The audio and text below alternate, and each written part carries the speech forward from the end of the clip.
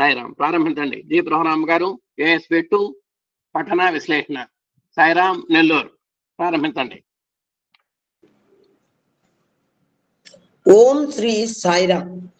మమాత్మ సర్వభూతాంతరాత్మ, సర్వుల హృదయాలను నిండి ఉన్న భగవాన్ శ్రీ సత్యసాయి బాబా వారి దివ్య పాదార విందాలకు నమస్కరిస్తూ, ఇక్కడ మనందరికి ఒక ఇంజన్ అయినటువంటి పూజ్యులు గురుతుల్యులు శ్రీ లక్ష్మీనారాయణ గారికి మనమందరం కూడా ఒక అదృష్టం చేసుకున్నాం. ఎవరినో ఒకరిని ఆధారం పెట్టి పరమాత్మ మనకు అనుగ్రహం ఇస్తాడంటానికి మన మన లింకులో భక్తులందరికీ కూడా ప్రత్యక్షమైన నిదర్శనం. ఎందుకంటే ఇది పీక్ టైము మనకి లైఫ్ లో. ఈ టైము 10:30, ఈ టైము చాలా పీక్ టైం ఆ దినచర్యలో. ఆ టైంలో మనం ఇక్కడికి రాగలుగుతున్నామంటే ఇటువంటి ఎన్నో జంజాటాల్లో ఉన్నవాళ్ళు, సంసార బంధాలు ఉన్నవాళ్ళు, బయట పనులు ఉన్నవాళ్ళు, బయట నుంచి వచ్చి మాట్లాడేవాళ్ళు, మంచి కార్యక్రమాల్లో పార్టిసిపేట్ చేసేవాళ్ళు ఉన్నప్పటికి కూడా మనకి స్వామి ఇందులో ఇంకా రెగ్యులర్ గా వచ్చే అదృష్టవంతులు ఎంతో మంది ఉన్నారు. అటువంటి పరమాత్ముడు సత్యమే ప్రత్యక్ష పరమాత్మ అని ఈ అహం సత్యబోధక అనేటువంటి దాంట్లో నాకు స్వామి వారు అనుగ్రహించి మనందరం ఒక పడవలో ఎక్కి ఈ అహం సత్యబోధక అనే సత్యసాయి ప్రభు యొక్క దివ్య పడవలో ఎక్కి మహాసముద్రాన్ని, ఎటువంటి సముద్రంలో ఉన్నామంటే ఆలోచించుకుంటే ఒక్కొక్కసారి బెంగేస్తుంది. ఈ జన మరణ చక్రంలో పడింది. ప్రతి క్షణం స్వామిని ఎట్టా చేరుకుందాం అనేటువంటి తపన తప్పించితే కానీ దొరకనటువంటి దేవుడు అన్ని ఇస్తాడు. ఆయన కోసం తప్పించాలి. కానీ ఆయన చెప్పిన మాటలు మాత్రం చాలా చాలా పదునైనటువంటివి, ఆకలింపు చేసుకోవడానికి తొందరగా అరగనటువంటివి. ఆ అరిగే మార్గం ఏంటంటే ఈ సత్సంగత్యం. దీంట్లో సత్యమే ప్రత్యక్ష పరమాత్మ అని పేజీ నెంబర్ 237, 18వ చాప్టరు ఒక మంచి పద్యంతో మొదలు పెట్టారు స్వామి. ఏది సత్యము, ఏది ప్రత్యక్ష ప్రమాణము, ఏది పరమాత్మ తత్వము అని చెప్తూ ఒక పద్యాన్ని చెప్పారు. నువ్వు అసలు ఎతకటం ఎందుకు, ఎవరి ఆజ్ఞంతో నడుస్తోంది ఇదంతా, నీ కళ్ళెదురుకు నాకు అనిపించే పద్యం చెప్పారు. అది క్రమము తప్పక మింట ప్రతిదినంబును భానుడు దయాస్తమయములను అందనేల, గగనంబునకు కాంతి కైసేయు తారకల్ పగలు మాత్రము దాగు భంగియేల, క్షణమైన విశ్రాంతి గొనక తాపవనుండు జీవకోటిని బ్రోవ వివనేల, అని శంభు కిలకిల ధ్వనులచే నదులన్నీ సరగున ప్రవహించు చందమేల, ప్రకృతిలో నెందు చూచిన భ్రమయేల, పృథివి ధన కుల మత జాతి భేదమేల, ఎవని ఆనతిది ఎల్లనెట్లు జరుగు, ఎవని ఆజ్ఞకు బద్ధుడో ఎవరు ప్రభువో, అతని ఆజ్ఞను పాలింపనరయ, ఆజ్ఞను పాలింపనరయ రెండు, ఇంతకన్నను వేరే తీరుక పరతు. స్వామి ఒక్కొక్కసారి ఈ పద్యాన్ని మళ్ళీ మార్చి చెప్పి అతనే ఇతను, ఇతనే అతడని గుర్తింపరయ్య అని కూడా ఈ పద్యాన్ని మార్చి చెప్పారు కొన్ని చోట్ల, కొన్ని సమయాల్లో. స్వామి మన సహజమైన ప్రేమతో, ప్రేమ స్వరూపులారా, ఈ ప్రకృతిలో ప్రతి ప్రాణి, ప్రతి మానవుడు సుఖశాంతులు కావాలని ఆశిస్తున్నారు. తమ జీవిత పరమావధి ఏమిటో గుర్తించాలని ప్రయత్నిస్తున్నారు. కానీ సఫలీకృతులు కాలేకపోతున్నారు. 100కో 1,00,00,000కో ఒక్కరు దీనిని సాధించాలనే పట్టుదలతో విడవకుండా కృషి సల్పుతూ ఉంటారు. సామాన్య ప్రజలు మాత్రము జీవిత పరమావధిని గుర్తించడం అసాధ్యమని భావించి నిరంతరం లౌకిక, భౌతిక, ప్రాకృత సుఖాల కోసం ప్రాకులాడుతూ కాలం వ్యర్థం చేస్తుంటారు.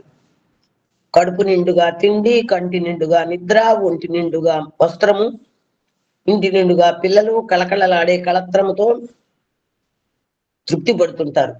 కానీ ఇంతకు మించిన జీవిత పరమావధి మరొకటి ఉన్నది. అది ఏ నిత్య సత్యమైన ఆనందం. అట్టి శాశ్వతానందమును తైత్రీయోపనిషత్తు ఒక పక్షితో పోల్చింది.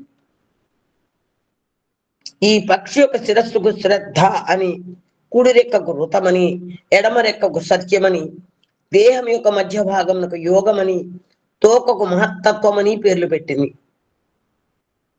శ్రద్ధ, ఋతము, సత్యము, యోగము, మహత్తత్వములనే 5 అంగములను అభివృద్ధి పరుచుకున్నప్పుడే మానవునికి శాశ్వత ఆనందము ప్రాప్తిస్తుంది.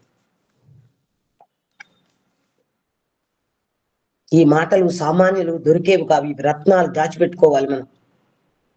వేదాంతులు కూడా దొరకనటువంటి అమృతమైనటువంటి ఇవి రత్నాలు మనం దాచిపెట్టుకోవాలి.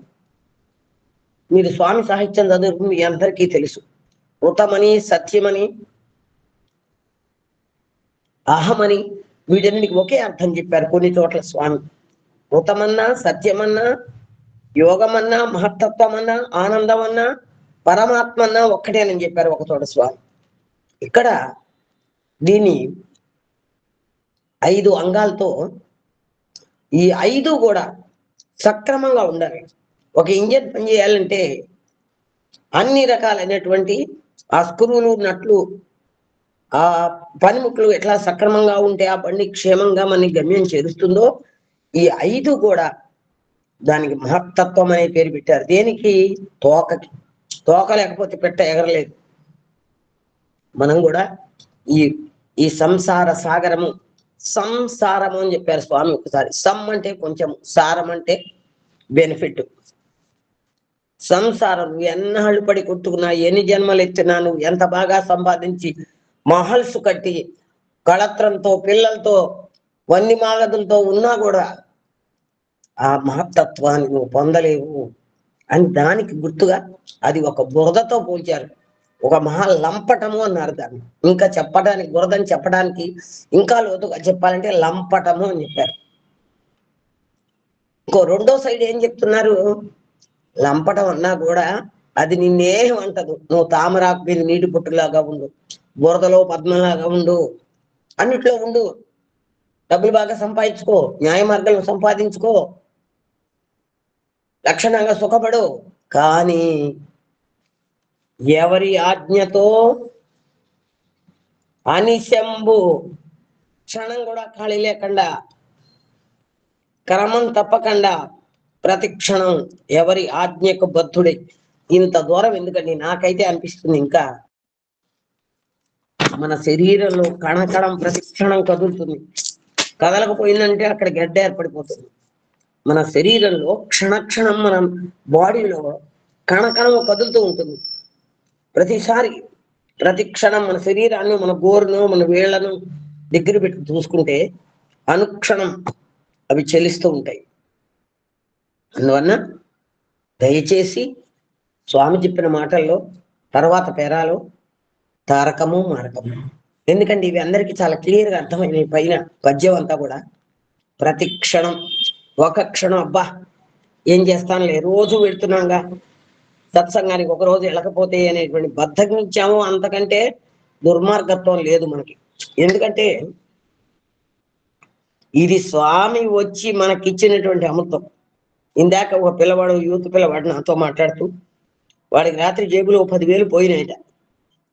రాత్రి కల్లో కనిపించి స్వామి ఆ చెక్కులు అవి చూపిస్తూ 1,00,000 రూపాయలు పోయినట్టు కళ వచ్చినట్టు వాడికి. రాత్రి ఏమో 10,000 పోగొట్టుకున్నాడు. స్వామి చెప్పడం ఏంటంటే, అమ్మా నాకు 1,00,000 రూపాయలు పోవాల్సిన సమయం నీకు 10,000. వాడు క్షణక్షణం స్వామిని అపరిమితంగా ప్రేమిస్తాడు. ప్రతి క్షణం, అమ్మ వాడు ఇంత లూజ్గా ఎట్టా చెప్పి 10,000 పోగొట్టుకున్న, సిగ్గులు ఎదుగుతున్నా, నువ్వు అట్టా మాట్లాడుతున్నావు అని అరిచాను. అమ్మా ఏమనుకుంటున్నావు స్వామి అంటే, మనకి స్వామి 1,00,000 ఇప్పుడు పోతే నేను అసలు ఏం దిగులు పడట్లేదు, 9,000 నాకు పోగొట్టాడంటే ఇందులో ఏదో మర్మం ఉంది, అనుక్షణం ఆయన లేకుండా నేను లేను అన్నాడు. అంత భక్తి, అంత నమ్మకం స్వామి మీద. ఒక క్షణం కూడా వాడు ఏమరపాటును కూడా బాధపడలా. స్వామి నాకు తోడుంటే 10,000 ఏమోలకమ్మా, ఆయన దృష్టిలో నాకు ఎంత కావాలో అంత ఇస్తాడని ధైర్యంగా కుర్రవాడు చెప్తుంటే, పిల్లలకు ఉన్నంత విశ్వాసం కూడా మనం ఇన్ని వేదాంత విషయాలు వింటూ చదువుకుంటుంటే మనకి రావటం లేదు ఇటా అనిపిస్తుంది. మనం 100 రూపాయలు కింద పడి పారేసామంటూ 4 సార్లు గిలగిల్లాడతాను నాబోటి వాడు. ఇక్కడ తారకము, మారకము. శ్రద్ధ అనేది చాలా ప్రధానమైనది కనుకనే అది తలతో పోల్చబడింది. మనది ఇప్పుడు అహం సత్యబోధక. భగవంతుని యొక్క ఆధ్యాత్మిక మార్గం అంతా లెక్క పెట్టుకుంటే మన అహం సత్యబోధక అనేది ఒక తల లాంటిది. శ్రద్ధ ఎంత శ్రద్ధ అంటే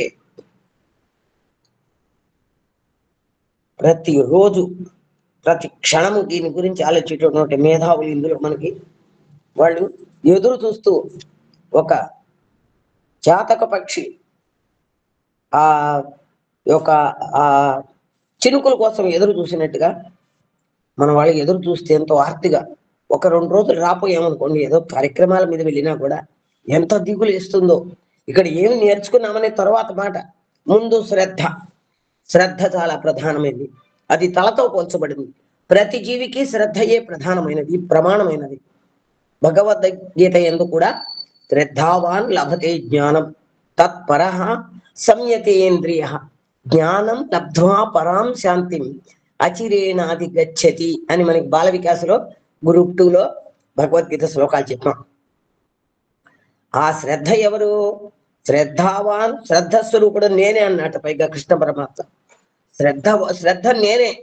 నన్ను కావాలని కోరుకోండి, నన్ను కావాలంటే నన్నే ఆశ్రయించండి, నన్ను కావాలంటే నేను చెప్పిందే వినండి, నన్ను కావాలంటే అది దొరికే ఆనందం నా దగ్గరే దొరుకుతుంది. నువ్వు ఎంత తాపత్రయపడ్డా ఎక్కడ దొరకదు. అందువల్ల ఏ చిన్న కార్యం సాధించలేడు. ముఖ్యంగా ఆధ్యాత్మిక మార్గం అందు శ్రద్ధ అత్యవసరం.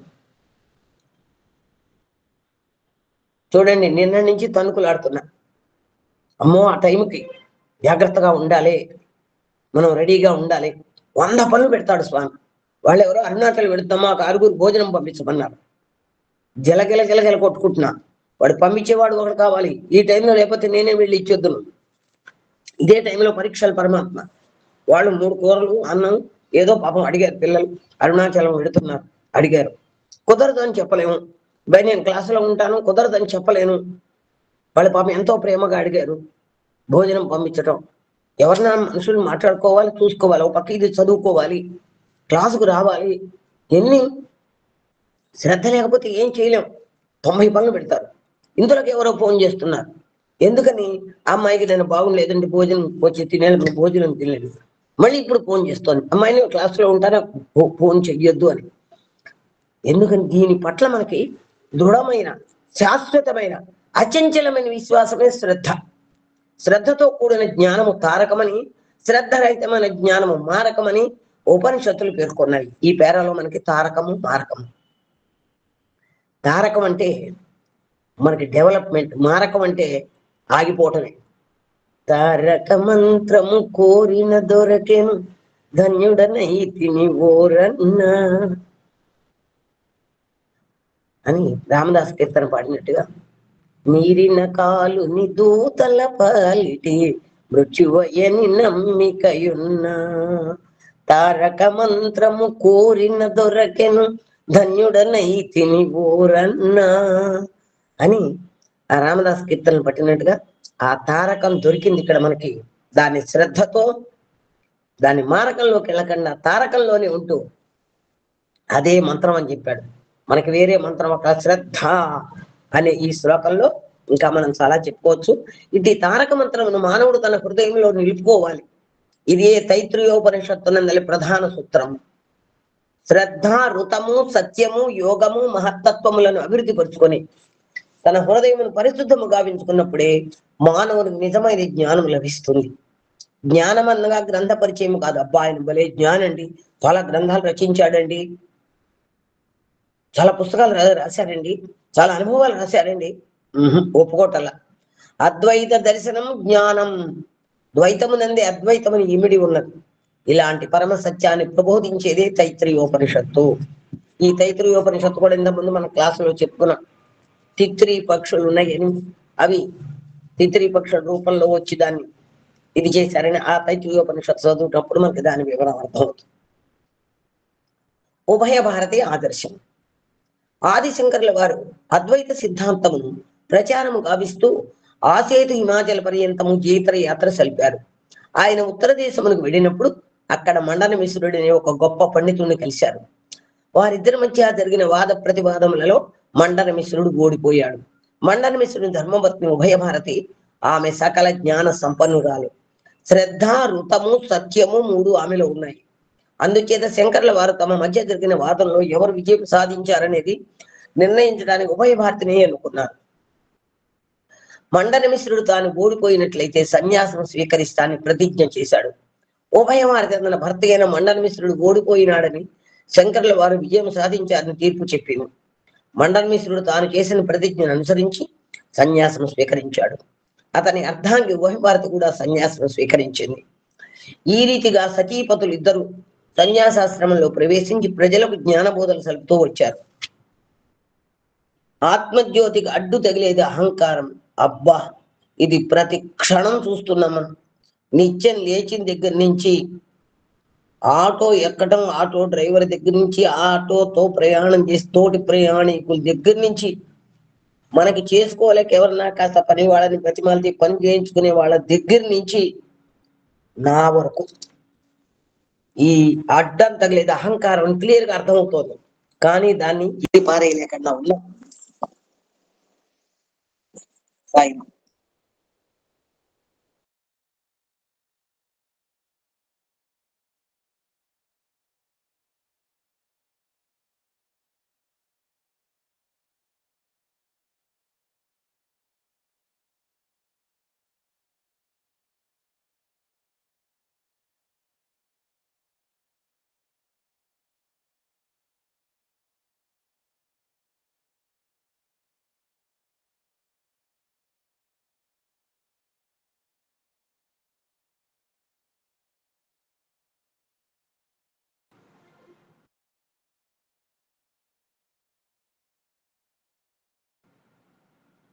సాయిరా, జ్ఞానం లేకుండా మానవత్వమే క్షీణించిపోతుంది. జ్ఞానం లభించవలనంటే మానవుడు ఋతమును పాటించాలి. ఆ మనస్సేకం, వచస్సేకం, కర్మణ్యేకం, మహాత్మనం అన్నారు. దేహము, మనస్సు, క్రియ ఈ మూడింటి ఏకత్వమే ఋతము. ఈ మనోవాక్కర్మలే బ్రహ్మ, విష్ణు, మహేశ్వర స్వరూపములు. మనోవాక్కాయములను పవిత్రం గావించుకోవలనన్నా అహంకారాన్ని త్యజించాలి. దీపం దేదీప్యమానంగా వెలుగొందుతున్నప్పటికీ దానిపైన ఉన్న గాజు చిమ్మినికి మసిపట్టినప్పుడు దాని ప్రకాశం తగ్గిపోతుంది. మసిని పూర్తిగా తుడిచివేసినప్పుడే మనకు ఆ జ్యోతి సుస్పష్టంగా కనిపిస్తుంది. అట్లే మనస్సు చుట్టూ అహంకారం అనే మసి చేరడం చేత మానవుడు తనలో ఉన్న దివ్య జ్ఞాన జ్యోతిని దర్శించలేకపోతున్నాడు. అసలు అహంకారం ఇందువల్ల ప్రవేశిస్తుంది, తన సత్యాన్ని తాను గుర్తించుకోలేకపోవటం చేతను, ప్రాకృతమైన భావములను సంకల్పములను పెంచుకోవటం చేతను మానవులు అహంకారం ప్రారంభమవుతుంది. దానికి తాళం చెవి ఇచ్చేశారు మనకి. అది ఏంటి దాని వివరం అంతా కూడా నీకు ఆ బీరువా తెరిస్తే తాళం తీసి ఆ అలమరా తెరిచావంటే అందులో దాని రహస్యం తెలుస్తుంది. 7 సముద్రాల వెనకాల కొండ గుహలో చిలుకలో ప్రాణం ఉందని చెప్తారు. అట్లాగే ఇక్కడ అసలు జన్మకి కారణమైన అహంకారం కారణం ఏంటని ఇక్కడ ఒక చిన్న తాళం చెవి ఇచ్చేశారు. ప్రాకృతమైన భావాలు ఎప్పుడు మనస్సు బాహ్యమైనటువంటి అంటే ప్రాపంచికపరమైన, శారీరకపరమైన, శరీరానికి సంబంధించిన చుట్టూ ఉన్నటువంటి వ్యవహారాల పట్ల ఆలోచన, ఆ భావాలు, సంకల్పాలు వాటికి సంబంధించినవే. అవి పీడిస్తాయండి. మనం ఒక ధ్యానంలో కూర్చోండి, కాసేపు ఒక పుస్తకం చదవండి, లేదు సైలెంట్ గా నిశ్శబ్దంగా కూర్చొని మిమ్మల్ని ఎక్కడికి లాక్కెడుతుందో జాగ్రత్తగా దాన్ని పట్టుకోవచ్చు. మనం పట్టుకోగలం కానీ దాన్ని తిప్పలేకపోతున్నాం. దాన్ని పట్టుకుంటాం, ఎక్కడికి లాక్కెడుతుందో గప్పుకుని పట్టుకుంటాం కానీ అది వెనక్కి తొందరగా రాదు. దానికి బలం చాలా ఎక్కువ ఉంటుంది. ఆ సంకల్ప బలం, పిచ్చి బలం ఎక్కువ ఉంటుంది. చూడండి, మామూలు మన బలానికంటే పిచ్చెక్కిన వాడికి బలం చూడండి, వాడికి మెంటల్ వచ్చిన వాడికి విపరీతమైన బలం ఉంటుంది. మీరు చూసారా లేదు? ఎప్పుడన్నా హాస్పిటల్కి వెళ్తే పేషెంట్లను చూస్తే అర్థమవుతుంది మనకి. వాళ్ళకున్నంత బలం ఎట్టా వస్తుందో అర్థం కాదు, అంత బలం ఉంటుంది వాళ్ళకి. ఆ పిచ్చికి బలం ఎక్కువ. అట్లాగే ఈ అహంకారానికి, ఈ సంకల్పాలకి బలం ఎక్కువ కనుక దాన్ని జాగ్రత్తగా చాలా ఒడుపుగా పట్టుకోవాలి అని ఇక్కడ. కనుక మొట్టమొదట ప్రాకృతమైన భావం నిర్మూలన చేసుకోవాలి. అప్పుడు అహంకారంకు అవకాశమే ఉండదు. నేనేంటి ఏం ఆలోచిస్తున్నాను, ఏది సత్యము, ఇందాక మనం చెప్పుకున్నాం ఫస్ట్ పేరాలు, మళ్ళీ చెప్పుకుందాం. పర్పస్ ఆఫ్ లైఫ్ ఏంటి, ఏది నిత్యము ఏది అనిత్యము. ఈ కరిగిపోయేటటువంటిది సబ్బు బిళ్ళన్నా నిదానంగా కరుగుతుందేమో, మంచు గడ్డన్నా నిదానంగా కరుగుతుందేమో, కానీ మానవుడి ఆయుష్ క్షణ క్షణం జంఝామారుతంగా పరిగెత్తుతోందనమాట ఆయుర్దాయం. ఆ ఆయుర్దాయం పరిగెత్తుతోందని అనుకోం మనం. ప్రతి క్షణం పరుగు పరుగు పరుగు పరుగు తీస్తోంది. ఎక్కడికి పరుగు తీస్తోంది? జాగ్రత్తగా ఆలోచిస్తే, అమ్మ గడియారం వైపు కూర్చుని చూశారంటే ప్రతి క్షణం పరుగు పరుగు పరుగు పెడుతోంది. అదే విధంగా ఇక్కడ కూడా పర్పస్ ఆఫ్ లైఫ్ కానీ, వాల్యూ ఆఫ్ టైం కానీ, కాలం యొక్క విలువ ఏంటి, మన జీవితంలో కాలానికి ఎంత విలువిస్తున్నాం, ఎంత నిర్లక్ష్యంగా వాడుకుంటున్నాం, ఎంత జాగ్రత్తగా వాడుకోవాలి, డబ్బుల కంటే పొదుపుగా వాడుకోవాల్సినటువంటి కాలం ఆయుష్. అందువలన ఈ అహంకారానికి అవకాశం లేకుండా ఎప్పుడు ఉంటుందంటే ఈ సంకల్పాలు, ఈ భావాల్ని నిర్మూలన చేసుకోవాలి అంటారు. ప్రకాశించే పవిత్ర జ్యోతిని చూడాలనుకుంటే దాని చుట్టూ ఉన్న మసిని తుడిచివేయాలి కదా. అదే రీతిగా మానవుడు తనలో ఉన్న ఆత్మజ్యోతిని దర్శించాలంటే అహంకారం త్యజించాలి. అబ్బా ఇది ఎంతసేపు అన్నా చెబుతా, సాయంత్రం దాకా మంచినీళ్ళు ఎడకన్నా చెప్తా, మీరు కూర్చోవాలే గాని. అహంకారం త్యజించాలి, ఆత్మజ్యోతిని దర్శించాలి అని 100 చెబుతా. నేను ఒక క్షణం పక్కకి వెళ్ళంగానే తుస్ అయిపోయింది. ఇక్కడ చెప్పిన మాట పోయింది, ఇక్కడ చెప్పిన నిష్ఠ పోయింది, ఇక్కడ పట్టుకున్నటువంటి ప్రతిజ్ఞ పోతుంది. అందువలన దాన్ని జాగ్రత్తగా ఒడుపుగా పట్టుకోవాలి. అది దాని బీటు దాటకుండా జాగ్రత్త పడాలి. అప్పుడే మన జన్మ సార్థకత అవుతుంది. అప్పుడే మనం అహంకారాన్ని త్యజించగలుగుతాం. అభిమాన అహంకారం లేనివాడే బ్రహ్మజ్ఞాని. ఉభయ భారతి గంగానదికి సమీపంలో ఒక ఆశ్రమం నిర్మించుకొని అనేక మంది స్త్రీలకు జ్ఞానబోధలు సలుపుతూ వచ్చింది.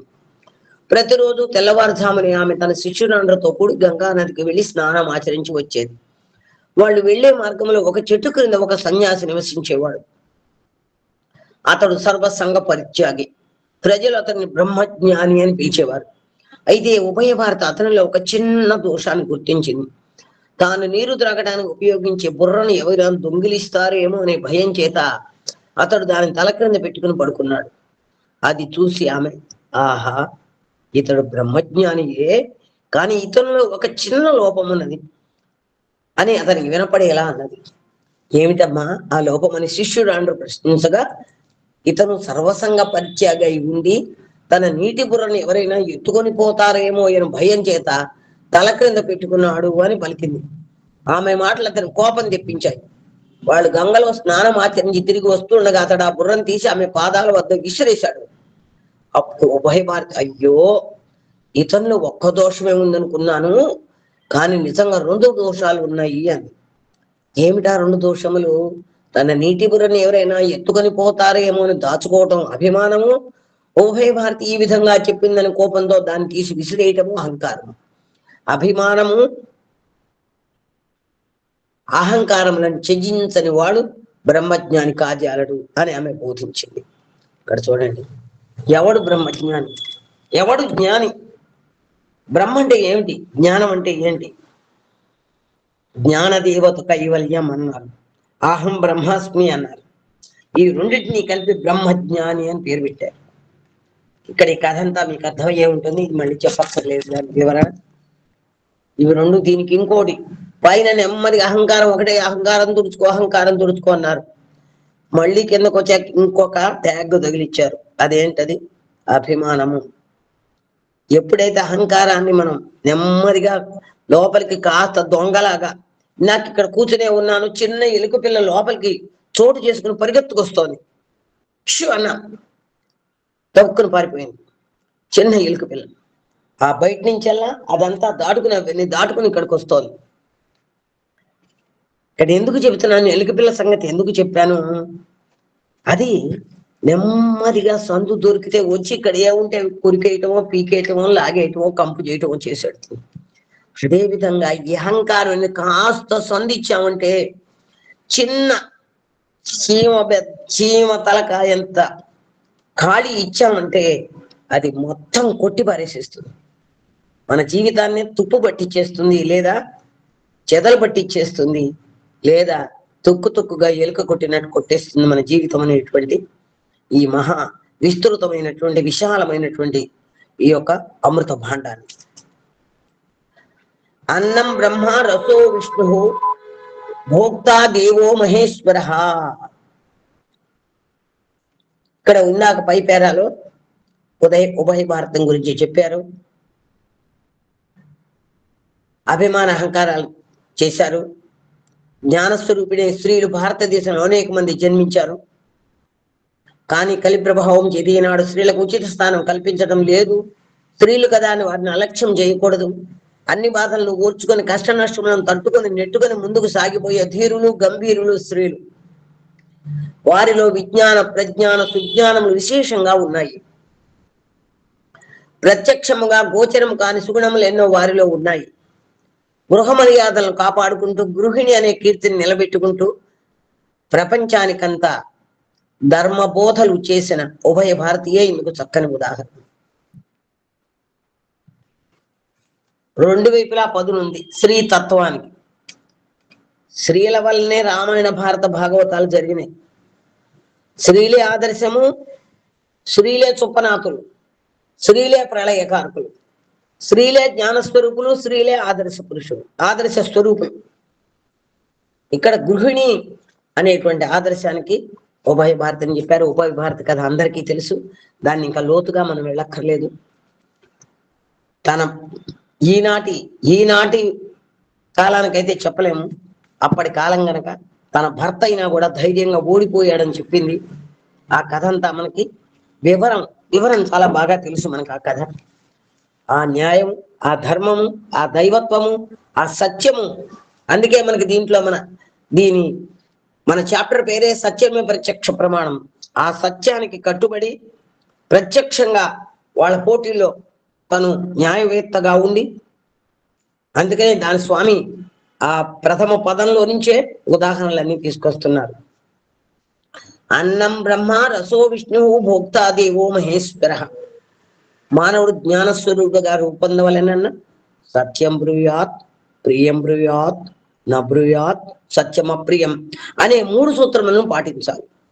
ఈ 3 వరుసగా నైతిక, ధార్మిక, ఆధ్యాత్మిక విలువలను కాపాడుతాయి. ఇవన్నీ సత్యంలోని ఇమిడి ఉన్నాయి.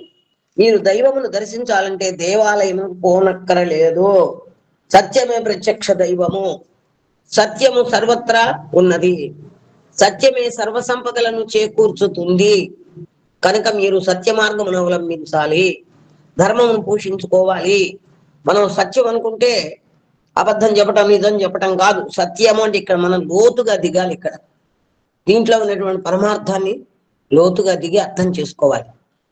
సత్యము అనేటువంటిది వాక్కుకి సంబంధించింది కాదు, మన గుణానికి సంబంధించింది, మన హృదయానికి సంబంధించింది, ఆత్మకి సంబంధించినది. అందుకనే సత్యం, మృతం, యోగం, అహం ఇవన్నీ ఇందాక చెప్పుకున్నాం. ఇక్కడ సత్యం కింద 18 సబ్ వాల్యూస్ చెప్పారు స్వామి. సత్యానికి, ధర్మానికి సబ్ వాల్యూస్ చెప్పారు. వికాస్ ట్రైనింగ్ అయిన వాళ్ళకి, గ్రూప్ 3 క్లాస్ తీసుకునే వాళ్ళకి తెలుసు. సత్యము అంటే కేవలం 3 అక్షరాలు కాదు. ఇక్కడ సత్యానికి సబ్ వాల్యూస్ ఉన్నాయి. ఆ సబ్ వాల్యూస్ అన్ని కూడా రాసి మేము బాల వికాస్ పిల్లలకి ఒక రౌండ్ గీసి చుట్టూ దాంట్లో గుడ్ బ్యాడ్ క్వాలిటీస్ రాసి భజన పాడుతూ చుట్టూ తిరుగుతూ దాంట్లో సత్యంకున్న సబ్ వాల్యూస్ ఎవరైతే ఆ కార్డులు తెస్తారో వాళ్ళకి, అంటే సత్యం కింద ఉన్నటువంటి సబ్ వాల్యూస్ అవన్నీ ఆచరిస్తే గాని అది పూర్తి కాదు. జ్ఞానమును అభివృద్ధి చేసుకోవాలి. జ్ఞానాభివృద్ధి నిమిత్తమై మీరు ఆహారం సరియైన రీతిలో తీసుకోవాలి. దైవచింతన చేత అన్నమును దోషరహితం గావించుకోవాలి. అన్నం బ్రహ్మ రసో విష్ణు భోక్తా దేవో మహేశ్వర. అన్నం బ్రహ్మ, అన్నము బ్రహ్మస్వరూపంగా భావించాలి. రసో విష్ణు, అన్నం రసస్వరూపంగా మారి మన శరీరంలో సర్వ అంగములను సంచరిస్తుంది. అదే విష్ణు స్వరూపం. భోక్తా దేవో మహేశ్వర, భోక్తయే శివస్వరూపుడు. ఇలాంటి పవిత్రమైన భావాన్ని అభివృద్ధి పరుచుకున్నప్పుడు మానవుడు శివస్వరూపమును ధరిస్తాడు. అని. శివస్వరూపం అంటే ఏమిటి? శివుడు అన్ని విధాలా త్యాగమయుడు. ఈ ప్రపంచంలో ప్రతి మానవుడు తన దేహాన్ని అమితంగా ప్రేమిస్తాడు, కానీ శివుని గట్టి దేహాభిమానం లేదు అని మళ్ళీ శివతత్వంలోకి వచ్చారు ఇక్కడ స్వామి. చూడండి జాగ్రత్తగా లైన్గా మనం ఆలోచిస్తే, స్వామి ఉపన్యాసంలో పద్యంతో మొదలుపెట్టి ఆ పద్యానికి సంబంధించినటువంటి వ్యవహారాల్లో అడుగు పెడుతూ ముందుకి సాగుతూ దాంట్లో ఉన్న అర్థాన్ని పరమార్థాన్ని బయటకు తీసుకొస్తారు. ఇక్కడ బ్రహ్మ విష్ణు ఉన్నారు కదా, శివుని తీసుకొచ్చారు ఎందుకు? ఇక్కడ బ్రహ్మ విష్ణు ఏంటి పైన చెప్పారు, అహంకార తత్వానికి అభిమాన తత్వానికి అక్కడ ఏమి త్యజించాలి, ఏది వెలుగులోకి తెచ్చుకోవాలి, అక్కడ దేన్ని తుడిచివేయాలి, ఏది మసిపడుతుంది, ప్రకాశం తగ్గిపోవడానికి కారణం ఏంటి, నీలో నీరసం రావడానికి కారణం ఏంటి, ఆధ్యాత్మికమైనటువంటి జ్ఞాన జ్యోతి కొడిగట్టిపోవడానికి కారణం ఏమిటో పైన చెప్పారు. ఇక్కడ మౌళి గుల్గడు చంద్రమఖండ కళతోడ బెడగారు గుంపెడు జడలతోడ జడలలో ప్రవహించు చెదలేటి జిగితోడ డంబైన పాల నేత్రంబుతోడ నల్ల నేరెడు వంటి నల్లని మెడతోడ కరమున నాగ కంకణముతోడ నడుమున చుట్టిన నాగ చర్మముతోడ మై నిండ నలదు భస్మంబుతోడ నుదుట తీర్చిన పెద్ద కుంకుమ బొట్టుతో తాంబూల రాగాధరంబుతోడ 6 శాస్త్రములందున నందగించి నల్ల కలువల హసించి కొల్లలాడు మెరుగు చామన ఛాయల మేనితోడా. దాన్ని రానే చెప్పుకుంటున్నారు స్వామి, తను చామన ఛాయ అని చెప్పుకున్నారు స్వామి పద్యంలో. ఇతడు చామన ఛాయతోడ వచ్చాడు అని ఇంకో పద్యంలో, ఈ పద్యాన్ని మళ్ళీ మార్చి ఇంకొకసారి చెప్పారు.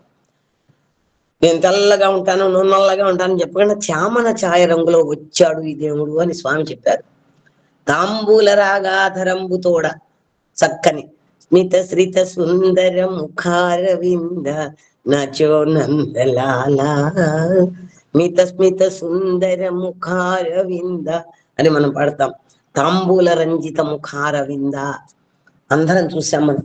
ఆ ముఖారవిందాన్ని చక్కగా వెండి బాక్సులో లేత తమలపాకులు తీసుకుని దాంట్లో ఒక్కబడి పెట్టుకుని సున్నం రాసుకుని భక్తులు వంక చిలిపిగా చూస్తూ అది నోట్లో పెట్టుకుని నవ్వులుతూ చక్కగా ఆ పెదాలు బంగారు పెదవులు చక్కని తాంబూల వేసుకున్నటువంటి వచ్చినటువంటి రంగుతో ఎంతో ఆనందంగా నవ్వుతూ ఆహ్లాదపరుస్తూ తాంబూల రంజిత ముఖార వింద అని పాడుతున్నాం.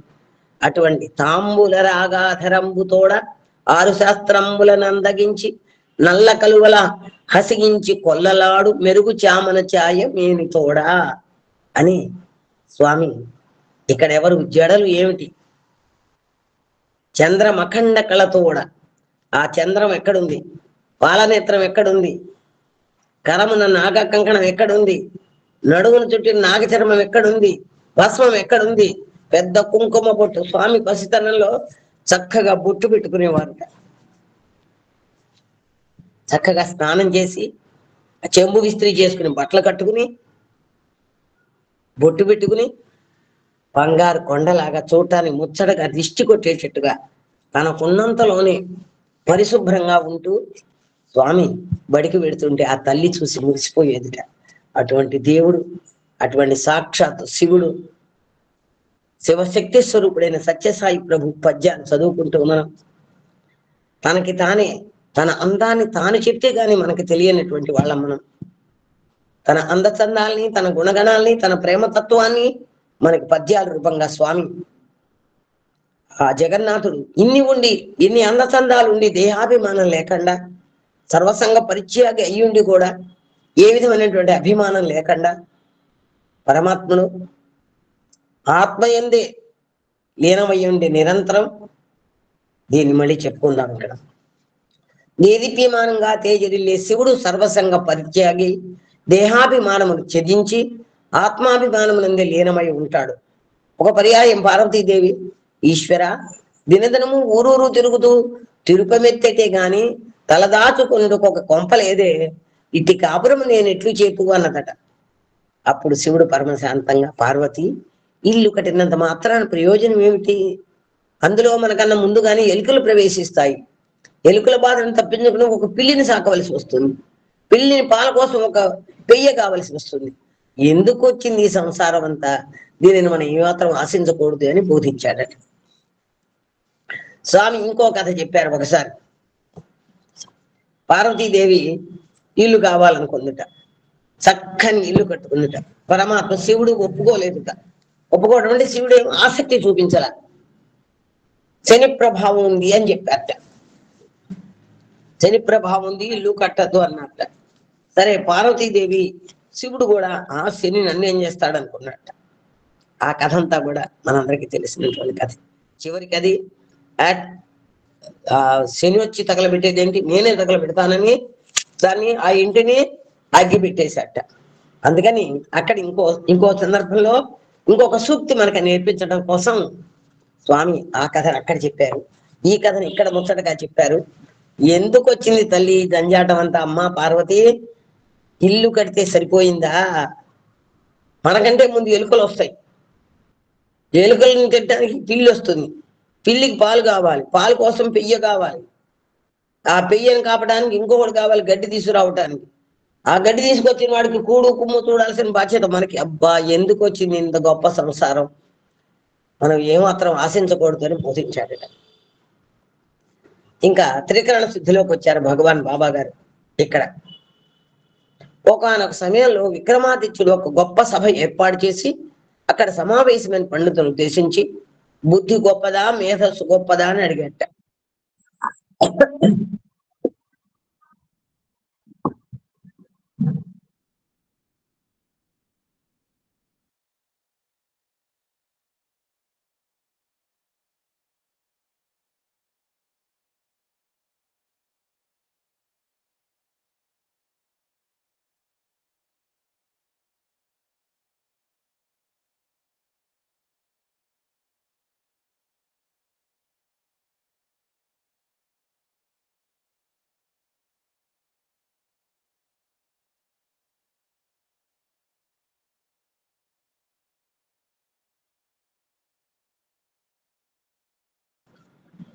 ఇక్కడ త్రికరణ శుద్ధిని చెప్తూ దాంట్లో ఆ విక్రమాదిత్యుడు, మీ అందరికి తెలిసిన వాడే, మన కథల్లో చెప్పుకుంటాం.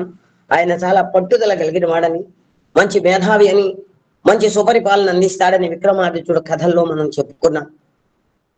చాలా పట్టుదల కలిగిన వాడని కూడా పండితులందరినీ కూర్చోబెట్టి, పండితులారా బుద్ధి గొప్పదా మేధస్సు గొప్పదా అని అడిగట. కొందరు పండితులు మేధస్సే గొప్పదన్నారు, కానీ విక్రమాదిత్యుడు అంగీకరించలేదు.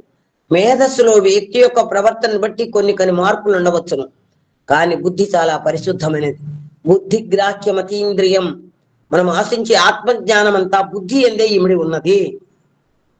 కాబట్టి మేధస్సు కంటే బుద్ధి గొప్పది అన్నాడు. జ్ఞానం అంటే ఏమని చెప్పబడింది? త్రికరణ శుద్ధియే జ్ఞానము. అందువలననే the proper study of mankind is man అన్నారు. ప్రాపర్ అంటే ఏంటి? అన్ని సక్రమంగా ఉంటేనే ఫిట్నెస్ సర్టిఫికెట్ ఇస్తారు మనకి. ప్రతిదానికి ఒక మిషన్ మనకి కర్మాగారంలో కానీ, ఆఫీసుల్లో కానీ, కాలేజీలో కానీ వస్తే ఫిట్నెస్ సర్టిఫికెట్ అంటారు. మనం వర్క్ చేసే చోట ప్రతి చోట కూడా ఫిట్నెస్ సర్టిఫికెట్ ఉంటేనే దానికి ఫుల్ పేమెంట్ ఇస్తాం, లేదా దాన్ని రన్నింగ్ లోకి తీసుకొస్తాం. అట్లాగే ఇక్కడ ఫిట్నెస్ ఏంటి? ఇక్కడ మనకి the proper man kind. Man అంటే ఎవడ man? Proper study of mankind is man. Man అనేటువంటిది వాడిలో మ్యాన్ కైండ్ ఎంతవరకు ఉంది? ప్రాపర్ స్టడీ ఉందా లేదా? The proper study of mankind is man అనేటువంటి దానికి పైన చెప్పినట్టుగా మేధస్సులో మార్పులు రావచ్చు, కానీ బుద్ధిలో మార్పు రావు. బుద్ధి స్థిరీకరిస్తారు, బుద్ధిని స్థిరపరుస్తారు. అట్లాగే వాళ్ళు చెప్పినట్టుగా, ఆయన విక్రమాదిత్య చెప్పినట్లుగా మన ఆత్మజ్ఞానం అంతా బుద్ధిలోనే. బుద్ధికి పదును పెట్టండి అని చెప్తారు స్వామి కూడా. బుద్ధికి పదును పెట్టండి.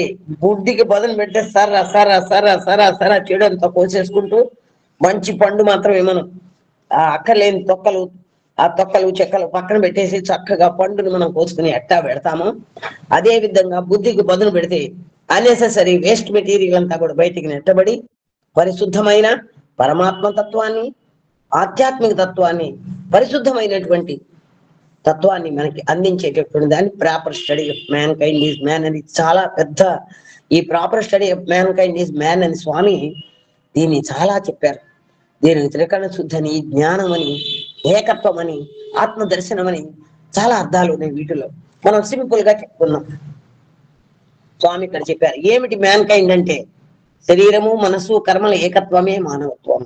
మ్యాన్ కైండ్ ఏంటి, మ్యాన్ ఏంటి, ప్రాపర్ ఏంటి, స్టడీ ఏంటి అని విడివిడిగా ముక్కలుగా అంటే పార్ట్స్ గా దీన్ని మనం తీసుకుంటే, దీంట్లో మ్యాన్ కైండ్ అంటే శరీరము మనస్సు కర్మల ఏకత్వమే మానవత్వం. మనస్సేకం వచ్చేసేకం కర్మణ్యేకం అని ఇందాక పేజీలో వచ్చింది. మన దేహమును మనస్సును కర్మలను పరిశుద్ధం చేసుకోవాలి. ఇదే త్రికరణ శుద్ధి, ఇదే జ్ఞానం. కానీ ఇట్లా మనం చేస్తున్నామా? ఎవరి మటుకు వారు ఆలోచించుకోవాలి. దీనికై పెద్దగా శ్రమపడక్కర్లా. మొదటిది శారీరక శుద్ధత. పవిత్రమైన గంగానది సమీపంలోనే ఉన్నప్పటికీ కొందరు స్నానం చెయ్యరు. ఏమి ప్రయోజనం? అన్ని సౌకర్యములు అనుకూలములు ఉన్నప్పటికీ పరిశుద్ధత ప్రయత్నించరు. అది ఏ సోమరితనం. అలాంటి వారిలో తమో గుణము వర్ధిల్లుతుంటుంది. తమో గుణము జంతు లక్షణము. దానిని పూర్తిగా నిర్మూలన గావించుకొని మానవత్వాన్ని పెంచుకొని దాన్ని దైవత్వంగా మార్చుకోవాలి. ఇక్కడ తమో గుణం జంతు లక్షణము అని చెప్పారు. మొన్నే మన మధ్య మన సత్సంగంలోనే విన్నాం, మనం చెప్పుకున్నాం. మాకంటే మానవుడు దేంట్లో గొప్ప, ఆ కథ మనందరికీ తెలిసింది. దాంట్లో జంతు లక్షణాలు ఏంటి, మానవ లక్షణాలు ఏంటి, ఆ కథలో స్వామి వివరంగా చెప్పారు. మానవుడికి జంతువుకి చాలా చాలా సూక్ష్మమైన తేడా ఉంది అంతే. మానవుడికి జంతువులకి మృగాలకి ఏం తేడా లేదు. ఒక్కొక్కసారి పద్యంలో స్వామిని మానవుల కంటే మృగములే మంచివేమో, అబ్బా ఈ మానవుడి గుణాలు భరించలేకుండా ఉన్నాం, వాటికంటే నోరు లేని ఆ జంతువులే నయమేమో అనిపిస్తుంది. దానికి మనం చతుష్పాద సమావేశం అనే కథ స్వామి చక్కగా చెప్పారు మనకి. అందులో మనం అందరం వినున్నాం. జంతువు లక్షణం తమో గుణం అని. జంతువు తను మార్చుకోలేదు, తన బుద్ధిని, తనకున్నటువంటి సహజ లక్షణాలని మార్చుకోలేదు. కానీ మానవుడు తన సహజ లక్షణం ద్వారా తనలో ఉన్న అసహజ తత్వాన్ని తొలగించి నిత్యమైన సత్యమైన సహజ తత్వంలోకి అడుగు పెట్టడానికి మానవుడికి మంచి ఛాన్స్ ఉంది. మృగాలకి లేదు, జంతువుకి లేదు. ఆ జంతు లక్షణం ఏంటంటే సోమరితనం, తెలుసుకోవాల్సింది తెలుసుకోకపోవటం, అక్కర్లేని దాన్ని ఎత్తికెత్తుకోవటం అనేది జంతు లక్షణం. ఈ నెమ్మదిగా పశుత్వంలో లేదా జంతు లక్షణంలో నుంచి మానవత్వంలోకి, మానవత్వం నుంచి దైవత్వంలోకి, అబ్బా చెప్పుకోవడానికి ఈ స్టెప్పులు భలే బాగుంటాయి. కానీ నాలో ఉన్న ఒక చిన్న పసుగుణాన్ని మానుకోలేకపోతున్నా. ఎందుకు చేతనంటే శ్రద్ధ లేకపోవటం, అంతేకాక సోమరితనం. దీనివల్ల నాలో ఇది ఉంది అని తెలుసుకుని కూడా ఇట్లా చెయ్యి చాచి కూడా మనకు కథల్లో కూడా చెప్తూ ఉంటారు. అబ్బా తెచ్చిపెట్టేవాడు కథలెట్ట, వాడికి దగ్గరగా తెచ్చి పెడితే అబ్బా దగ్గరగా తెచ్చినా కూడా నా చెయ్యి లేపటం కష్టం నాకు అన్నట్ట. ఇప్పుడు నోట్లో పెడితే అబ్బా నేను నవల్లేను అన్నట్ట. అటువంటి సోమరితనం మానవుడికి. ఇటువంటి దేవాది దేవుడు భూమి మీదకి వచ్చినప్పుడు సులభ మార్గాలు చెప్పినప్పుడు వాటిని చక్కగా రోజు కాసేపు సాహిత్యం చదువుకోండి. వారానికి ఒకసారి నగర సంకీర్తన భజనకి వెళ్ళండి. ఒక గుప్పెడు బియ్యం తీసి పక్కన పెట్టండి. రోజు కాసేపు జపం చెయ్యండి. ఇతరుల్ని లేనప్పుడు వాళ్ళ గురించి మాట్లాడకండి అని తేలికగా చెప్తే ఆ 9 లక్షణాలకి వ్యతిరేకంగా ప్రవర్తిస్తూ సోమరితనాన్ని, దేహభావాన్ని వదలకుండా మృగ లక్షణాలు అలవర్చుకుని మానవత్వాన్ని మసికలుపుతూ దైవత్వం వైపు అడుగు వేయటానికి బద్దకిస్తున్నటువంటి మనకి అంటే నాతో ఉన్నటువంటి వాళ్ళకి, నాబోటి వాళ్ళకి, ఇక్కడున్న పుణ్యాత్ములకి కాదు, వాళ్ళకి ఈ సత్యబోధక ఈ ద్వితీయ భాగంలో ఈ 18 అధ్యాయంలో స్వామి ఒకదాని తర్వాత ఒకటి, అసలు ఇది అద్భుతం. ఏ చాప్టర్కి ఆ చాప్టర్ అద్భుతం. పైనుంచి స్టెప్పులని వేసుకురండి. వీటన్నింటినీ జాగ్రత్తగా స్టెప్ బై స్టెప్ గా స్వామి మొదటి దగ్గర నుంచి ఎంత జాగ్రత్తగా దీన్ని కనుక మనం ఇంకా పరిశీలించుకున్నామంటే ఒక్కొక్క అడుగు పెడితే దీనికి అడ్డం వచ్చేవి ఏంటి, నువ్వు వదులుకోవాల్సింది ఏంటి, నువ్వు చేరుకోవాల్సింది ఏంటి, నీ లక్షణం ఎలా ఉండాలి, ఏ లక్షణం నీ దగ్గరికి రాకూడదు అని వివరంగా సవిస్తరంగా ఇదే ఇంకొకసారి చదువుకుంటే దేనికదే అమృత గుళికలు, దేనికదే బెస్ట్, దీన్ని నిర్ణయించడానికి ఎట్టి వారికి సాధ్యం కాదు. ఏ ఉపన్యాసానికి ఆ ఉపన్యాసమే, ఏ ప్రబోధకు ఆ ప్రబోధే, ఏ పద్యానికి ఆ పద్యమే అమృతంతో. మళ్ళీ మధ్య మధ్యలో స్వామి ఇంత కఠినంగా మాట్లాడుతూ ఉంటారు, స్వామి ఇంత కఠినంగా ప్రబోధ చేస్తూ ఉంటారు. ఒక్కొక్కసారి మానవత్వం పోయిన వాడు మనిషే కాదు, వాడు రాక్షసుడే కాదు అని అంటూ మళ్ళీ అంటారు, ప్రేమ స్వరూపులారా. చూడండి మళ్ళీ, ప్రేమ స్వరూపులారా, మీరు జంతు లక్షణాలు అని పైన తిట్టారు, పైన హెచ్చరించారు, తిట్టడం కదా హెచ్చరించారు పైన. జంతు లక్షణాలు తమో గుణము అని చెప్పి వీటిని ఎట్టా మార్చుకుంటావు అని ఇక్కడ బతిమాలారు. మళ్ళీ తర్వాత ప్రేమ స్వరూపులారా, ఒరే బాబు మీకోసమేరా నేను వచ్చింది, అర్థం చేసుకోండిరా. కోటికొక్కడు ననుగాంచగలవాడు లేడు అని చెప్తారు స్వామి ఒకసారి పద్యం ఒక బర్త్డేకి. అక్కగారు టైం అయిపోయింది. అయిపోయిందా? సరే ఎప్పుడు ఆపేసైనా బాబు ఇక్కడికి. సాయిరాం. ఇక్కడ ఈ మానవత్వాన్ని పెంచుకుని దైవత్వానిగా మార్చుకోవడానికి కావలసిన శక్తిని స్వామి మనకి ఆ ఉభయ భారతి లాంటి నిజ తత్వాన్ని, విక్రమాదిత్యుని యొక్క జ్ఞాన తత్వాన్ని, అన్నం బ్రహ్మారసో విష్ణు భోక్త దేవో మహేశ్వర త్రిమూర్తి స్వరూపాన్ని, బ్రహ్మజ్ఞాన తత్వానికి చేరాలంటే అభిమాన అహంకారాలు ఎలా వదులుకోవాలని, ఈ తారకం మారకం యొక్క విశిష్టత ఏంటి, ఆత్మజ్యోతి గడ్డు తగిలేటువంటి అహంకారాన్ని ఎట్టా తుడిచిపెట్టుకోవాలి, అసలు ఎవరి ఆజ్ఞతో నడుస్తోంది ఇది, నువ్వు అసలు ఇంత తాపత్రయ పట్టకెందుకు, అతని ఆజ్ఞని పాలించి ఆ దోవలో పోరా, ఇంతకంటే నీకేం చెబుతాను అని పద్యంలో ఉంది. ఇంతకన్నని వేరెత్తి ఎరుకపరతు, అతని ఆజ్ఞని బద్ధుడై బతకరా, ఇంతకంటే ఇంకా నేనేం చెబుతాను అని స్వామి సత్యమే ప్రత్యక్ష పరమాత్మ అని మనకి చక్కని అమృతతుల్యమైనటువంటి మాటలు నిత్య జీవితంలో మనం తస్మాత్ జాగ్రత్త జాగ్రత్త అని మనం ముందుకు నడుద్దాం. చక్కగా మనకి ఇందులో ఇటువంటి పవిత్రమైనటువంటి సమయంలో పవిత్రమైనటువంటి మనుషుల మధ్య సత్సాంగత్యంలో ఉన్నటువంటి అభిరుచి కలిగి ఆత్మ సందర్శనం పొందాలని తహతహలాడేటటువంటి భక్తుల మధ్య ఆ ప్రత్యక్ష పరమాత్ముడు దివ్యశక్తి స్వరూపుడు మనకి అహం సత్యబోధక ద్వారా, ఆ పుస్తకం అహం సత్యబోధకానే, మన గ్రూపు అహం సత్యబోధకానే, ఇందులో కలిసి ఆ సత్యబోధకం వైపు ముందుకు నడుద్దాం. జై సాయిరాం, జై జై సాయిరాం. అందరికీ కృతజ్ఞతలు. గురుతుల్యులైన లక్ష్మీనారాయణ గారికి మరి కృతజ్ఞతాభిమానములు. కోటేశ్వరరావు గారు పెద్దలు అందరికీ హృదయపూర్వక Sairam. Thank you madam, thank you so much.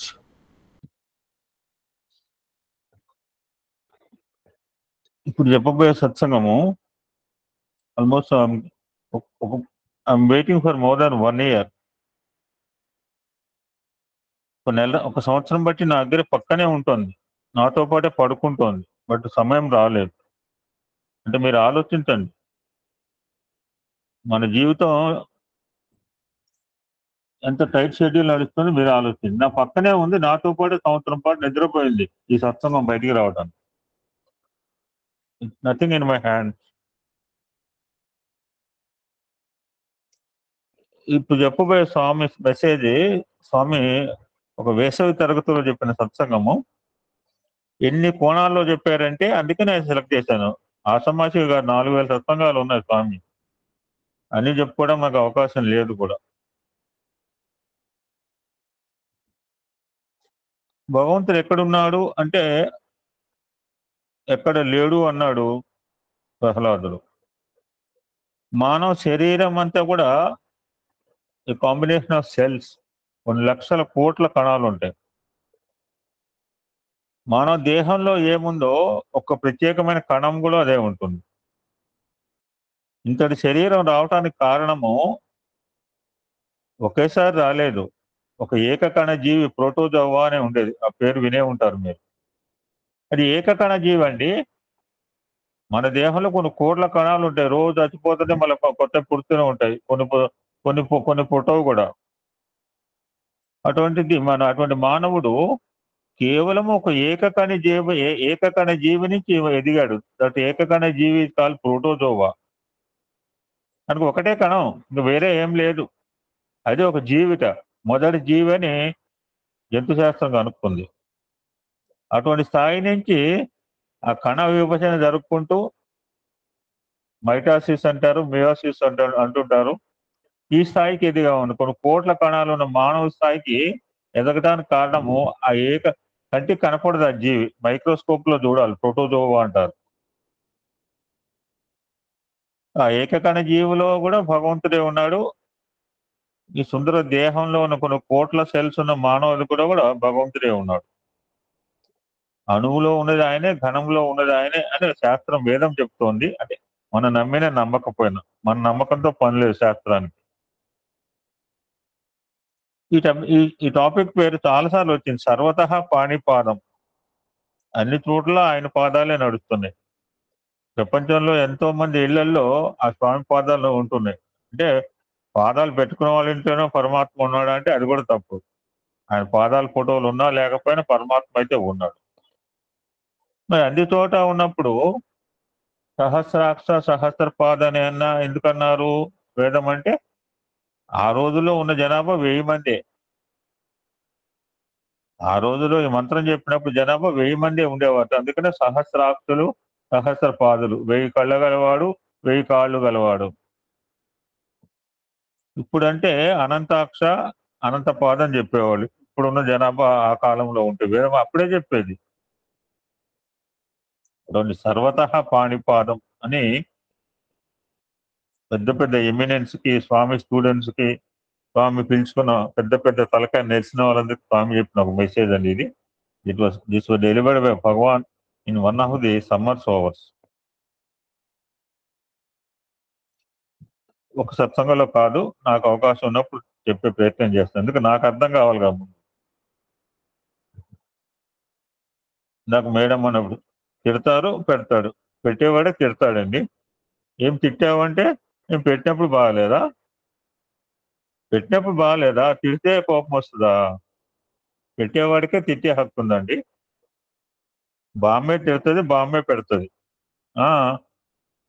ఏం సార్ తిన్నప్పుడు బాగాలేదా?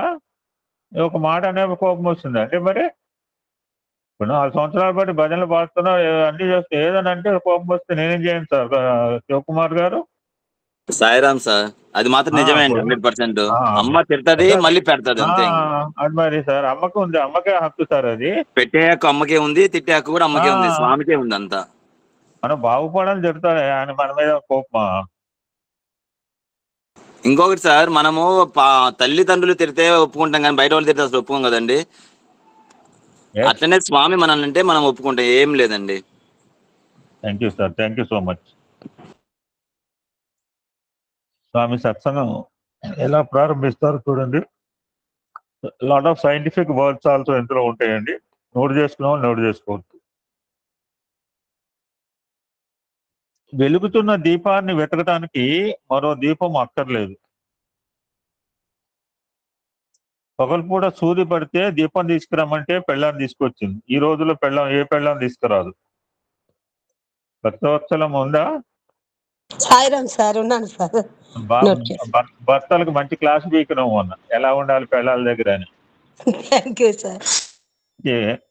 నీలాంటి వాళ్ళతో ఒక యంగ్ కపుల్ కి సత్సంగం పెట్టించాల. సూక్ష్మ భార్యాభర్తల దగ్గర ఎలా ఉండాలి అని. సూది కింద పడిందంటే దీపం పట్టుకోమంటే పట్టుకొచ్చింట, అది కృష్ణాయిల దీపం పట్టుకొచ్చింట త్రిమూర్తి. ఈ కాలంలో ఎవరిని ఉంటారా? ఇక్కడ మెంటల్ ఎక్కిందా, మెంటల్ హాస్పిటల్లో జాయిన్ చేస్తా పదా అంటది పెళ్ళం.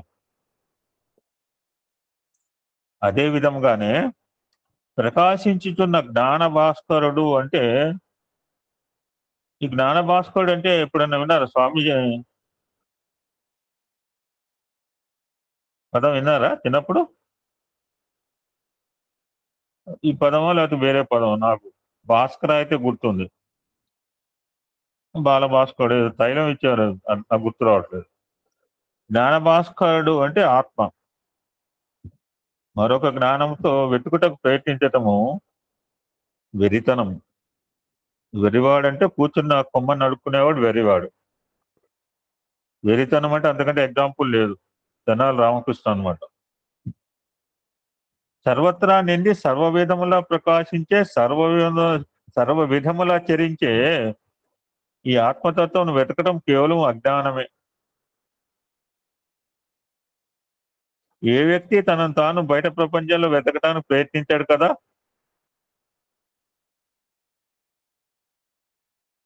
ఆత్మయే తానే ఉండగా ఆత్మాన్వేషణ కేవలము ఆత్మాన్వేషణ టైటిల్ పెట్టడం కూడా తప్పే. ఇప్పుడు పొరపాటు మనం ఆత్మాన్వేషణ రాసామనుకోండి, స్వామి ఒప్పుకోరు. యువరే ఆత్మ ఎక్కడ అన్వేషణ సినిమా కాదు. యువరే ఆత్మ, యువర్ సెర్చింగ్ ఆత్మ. నువ్వు భగవంతుడు ఎత్తుకుంటున్నావు బయట పోయి. అంతకంటే అజ్ఞానము మరేమిటి అంటే మనకి కోపం రావచ్చు అండి. అంటే మనని గుర్తింపు చేయడానికి ఆయన ఈ మాటలు చెప్తుంటాడు. వెర్రితనము, అజ్ఞానము,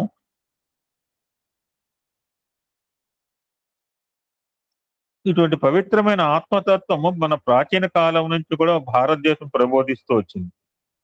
నువ్వు నేను తీసుకొచ్చింది కాదండి. యుగాంతరం నుంచి రూపే ఖ్యాతిగా ఉన్నట్టు భరత భూమ నువ్వు మన అయ్యా వాళ్ళ తాతగా తెచ్చింది. వాళ్ళకంటే ముందు ఎంతో మంది మహనీయులు ఈ దేశానికి కీర్తి ప్రతిష్టలు తీసుకొచ్చారు. చేతనైతే వన్నె పెట్టాలి, లేదంటే గమన నోరు మూసి కూర్చోవాలి. వన్నె పెట్టి సున్నితంగా సాయి సూక్తులు చేద్దాం. సత్యము పలుకు అని చెప్పాలి కానీ సత్యం పలుకు అని అంటే నడవదు. సున్నితముగా అన్నారు స్వామి. సాయి బోధల చేత సున్నితంగా బంగారాన్ని దెబ్బలు కొడతాడు కానీ స్మూత్ గా పాలిష్ చేస్తాడు. ఆధ్యాత్మిక చింతనకు, దాన ధర్మాలకు భారతదేశము పుట్టినిల్లు, శాంతి అహింసలకు మెట్టినిల్లు. మొన్ననే అనుకున్నాం, దక్షుడు సప్త ఋషులు జన్మించిన భూమి ఈ భరత భూమి. ఆదికవి అయిన వాల్మీకి వేదములను విభజించిన వ్యాసుడు జన్మించిన జన్మభూమి. కృష్ణుడు ప్రబోధించిన ధర్మక్షేత్రము, రాముడు ఏలిన రామరాజ్యం. బుద్ధుడు జన్మించిన మహాపవిత్రమైన భూమి. నేను రాత్రి వండర్ అనిపించింది అని వండరే రాసుకుంటా. కరెక్ట్ గా నా పక్కనే దొరుకుతుంది. రాత్రి ఒక వండర్ రాసుకుంటేనే బుద్ధుడు అనగానే అది గుర్తుకొచ్చింది. రాత్రి ఏం రాసుకున్నానంటే టుడే నా డైరీలో, ఇది 49వ డైరీలో, today it's known at the Pokhran 1 nuclear test on May 18, 1974. The Indian Army tested a nuclear explosion in a 107-meter deep underground shaft at the Pokhran test range in Rajasthan. 1974 మే 18న మొదటి అంతరిక్ష పరీక్ష మన భూగోళంలో అణు పరీక్ష చేసింది భారతదేశం. మా సోదరుడు క్లాప్స్ కొడతాడు, ఒకసారి చూపిస్తే ఇంకాస్త ఆనందపడతాడు.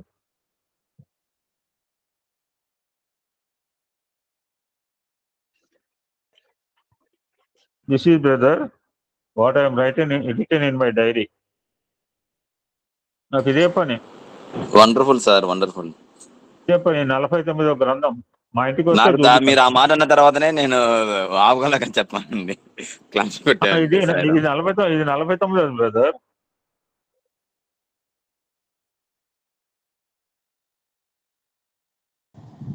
మీ డైరీలంతా నేను చూసా సాయిరా.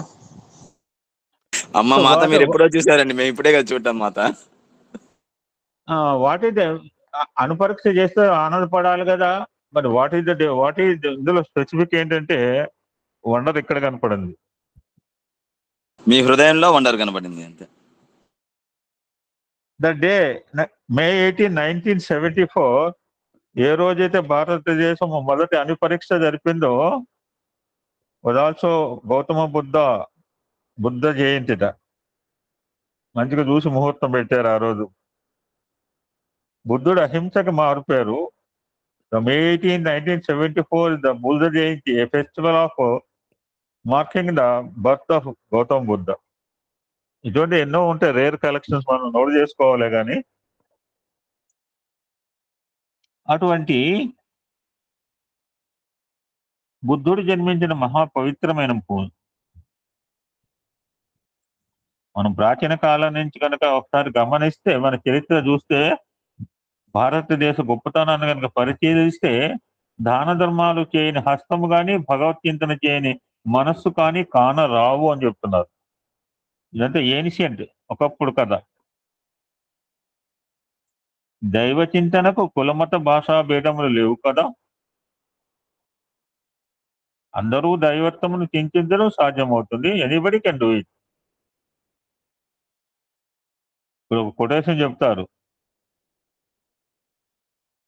దేహ శుద్ధికి స్నానము, అదే వాళ్ళ మానవునికి ఆహార పిచ్చి ఎటువంటిదో మనసుకు దైవ పిచ్చి ఎటువంటిది.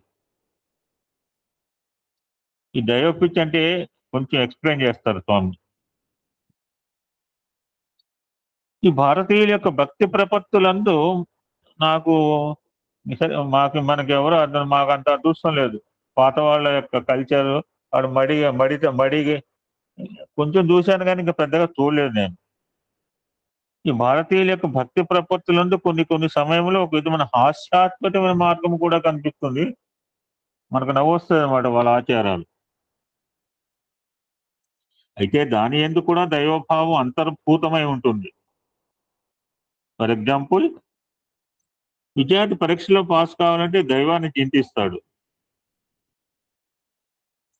కోర్టు కేసులో విజయం సాధించాలంటే భగవంతుడు ప్రార్థిస్తాడు. నేను కోర్టులో ఉన్నంతసేపు కూడా గాయత్రి మంత్రం చేస్తూనే కూర్చున్నా. అంతవరకు పోనక్కర్లేదు. బస్సులో సీటు చిక్కాలంటే కూడా భగవంతుడు ప్రార్థిస్తాడు.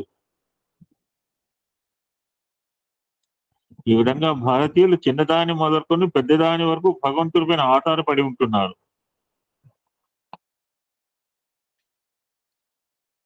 ఇదే దైవ పిచ్చి అని చెప్పవచ్చు, లేక మత వ్యామోహం అని చెప్పవచ్చు, లేక మూర్ఖత్వం అని చెప్పవచ్చు. ఎవరేమి చెప్పినా ఎవరి పిచ్చి వారిది, ఎవరి విశ్వాసం వారిది, ఎవరి నమ్మకం వారిది, ఎవరి ఆకలి వారిది. దీని కాదు అని చెప్పడానికి ఎవరికి అధికారం లేదు. వరుడు చెక్కినంత మాత్రం కన్యకు వివాహం అని విశ్వసించడానికి వీలు కాదు కదా. అది పూర్వకాలంలో. ఇప్పుడైతే అసలు నమ్మటానికి వెళ్ళలేదు. అక్షరములు తెలిసినంత మాత్రం మన లేఖలు వ్రాయటం సాధ్యం కాదు కదా. ఒక లెటర్ రైటింగ్ అంటే 10 మార్కులు ఇస్తే పైన రైట్ కార్నర్లో ఏం రాయాలి, లెఫ్ట్ కార్నర్లో ఏం రాయాలి, మిడిల్లో ఏం రాయాలి, రైట్ సైడ్ కింద ఏం రాయాలి, లెఫ్ట్ అని మనకు చెప్పేవాడు లెటర్ రైటింగ్ లో, ఇంగ్లీష్ లో. అది చెప్పకపోతే ఏది మధ్య రాస్తే వాడు మార్కులు ఎందుకు వేస్తాడు?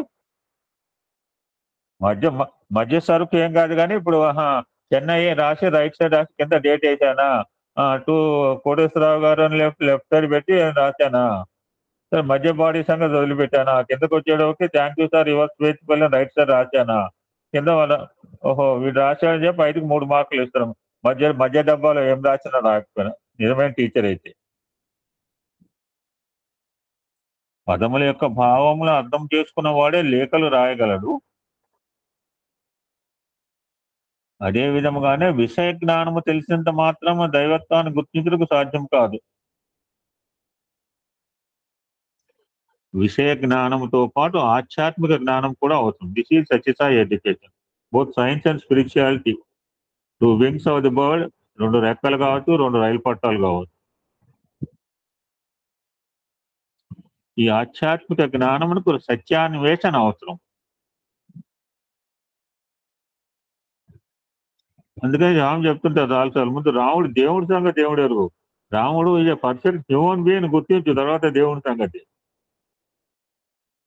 సో మానవుడు మొట్టమొదటి ఈ విశ్వమందున జీవతత్వమును చక్కగా అర్థం చేసుకోవాలి.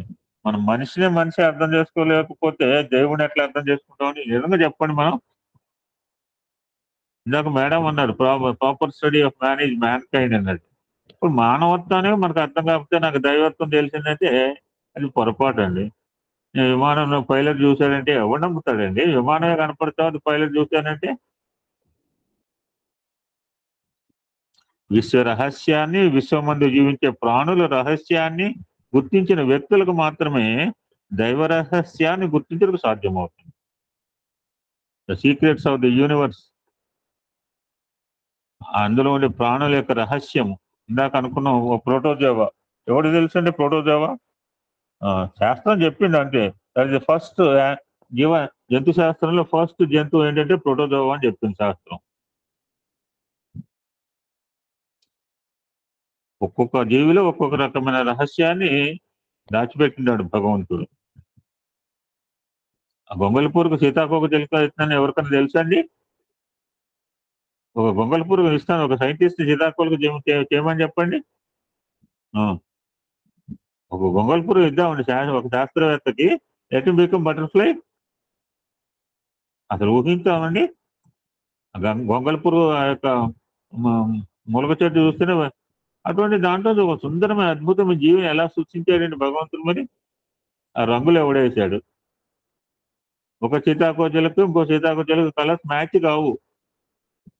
ఇదేమన్నా T20 world cup opus paintings అని నాకు పేరే తెలియదు. ఓపస్ పెయింట్స్ ఉన్నాయట. దైవత్వమును అనేక మంది మహనీయులు పరిశీలన కలిపి సాధనల చేత గుర్తిస్తూ వచ్చారు. ఒకానొక సమయంలో కొంతమంది బుద్ధుని దగ్గరికి వెళ్ళి, స్వామి దైవత్వము మీకు అర్థమైనదా అని అడిగారు. Kept silent. ఆయన మౌనం వహించాడు. కొంతకాలం అయిన తర్వాత, నాయన తెలియని విషయంలో వాదోపవాదం చేయటం వ్యర్థము, తెలియని విషయంలో ప్రవేశించకండి, దైవత్వం అగోచరమైనది, మానవునికి సాధ్యం కానిది. వేదం మొత్తం చదువుదాం అనుకున్న 4 సార్లు ఇచ్చాడు ఆయనకి. 400 సంవత్సరాలైనా ఆ భరద్వాజ మహర్షి తెలుసుకోలేకపోయాడు కించిత్ కూడా. సో మానవునికి సాధ్యం కానిది, మనకు సాధ్యం కానిది ఒక శాస్త్రం ఒక మాటలో చెప్తుంది. మనం ఏం కనుక్కోలేము, మనం ఏమి వర్ణించలేని ఒక మాటని వేదం చాలాసార్లు చెప్పుకున్నాం. మరలా ఇదే అందులో కూడా వస్తుంది. ఎన్నోసార్లు వచ్చింది. ఎతో వాతో నివర్తంతే అప్రాప్య మనసా సహా అని వేదవాక్ అనమాట. మనం నోటితో చెప్పలేమండి, నేను ఊహించలేండి అన్నదానికి ఈ మాట వాడాలి. మనసు చేత కానీ వాక్కు చేత కానీ దీన్ని తెలుసుకోవడం వర్ణించడం వీలు కాదండి. అయితే నాకు తెలిసిన దైవత్వం ఒక్కటే అన్నాడు బుద్ధ భగవానుడు. ఏంటి స్వామి అని అడిగారు వాళ్ళు. సత్యము, ధర్మము, అహింస, ఈ మూడే నా దైవ స్వరూపాలు అన్నాడు. నాకు ఇవే బ్రహ్మ విష్ణు మహేశ్వరులు అన్నాడు. కనుక మీరు మొట్టమొదటి సత్య మార్గంలో ప్రవేశించండి, ధర్మాన్ని ఆచరించండి, అహింసలో మీ జీవితాన్ని అంత్యం గావించుకోమన్నాడు. ఇదే నిజమైన సాధన అన్నాడు గౌతమ్ బుద్ధుడు. That's why truth is God. సత్యము కంటే మించిన దైవం లేదు. దీన్ని పురస్కరించి వేదాలు చెప్తున్నాయి, సత్యం వద ధర్మం చేర అని బోధిస్తూ వచ్చాయి. ఎక్కడ సత్యవాక్ పరిపాలన జరుగుతున్నదో, ఎక్కడ ధర్మం ఆచరిస్తున్నారో అక్కడ దైవం సాక్షాత్కరిస్తాడు. కనుక ఆడిన మాట తప్పక ధర్మ మార్గంలో ప్రవేశించి రాజ్యమైన త్యజించి అరణ్యంలో చరించి రాముని వశిష్ఠుల వారు రామో విగ్రహ ధర్మహాన్ని కీర్తించాడు. ఇంకొక ఆయన కూడా అన్నాడు అంటాడు. ఎనీబడి?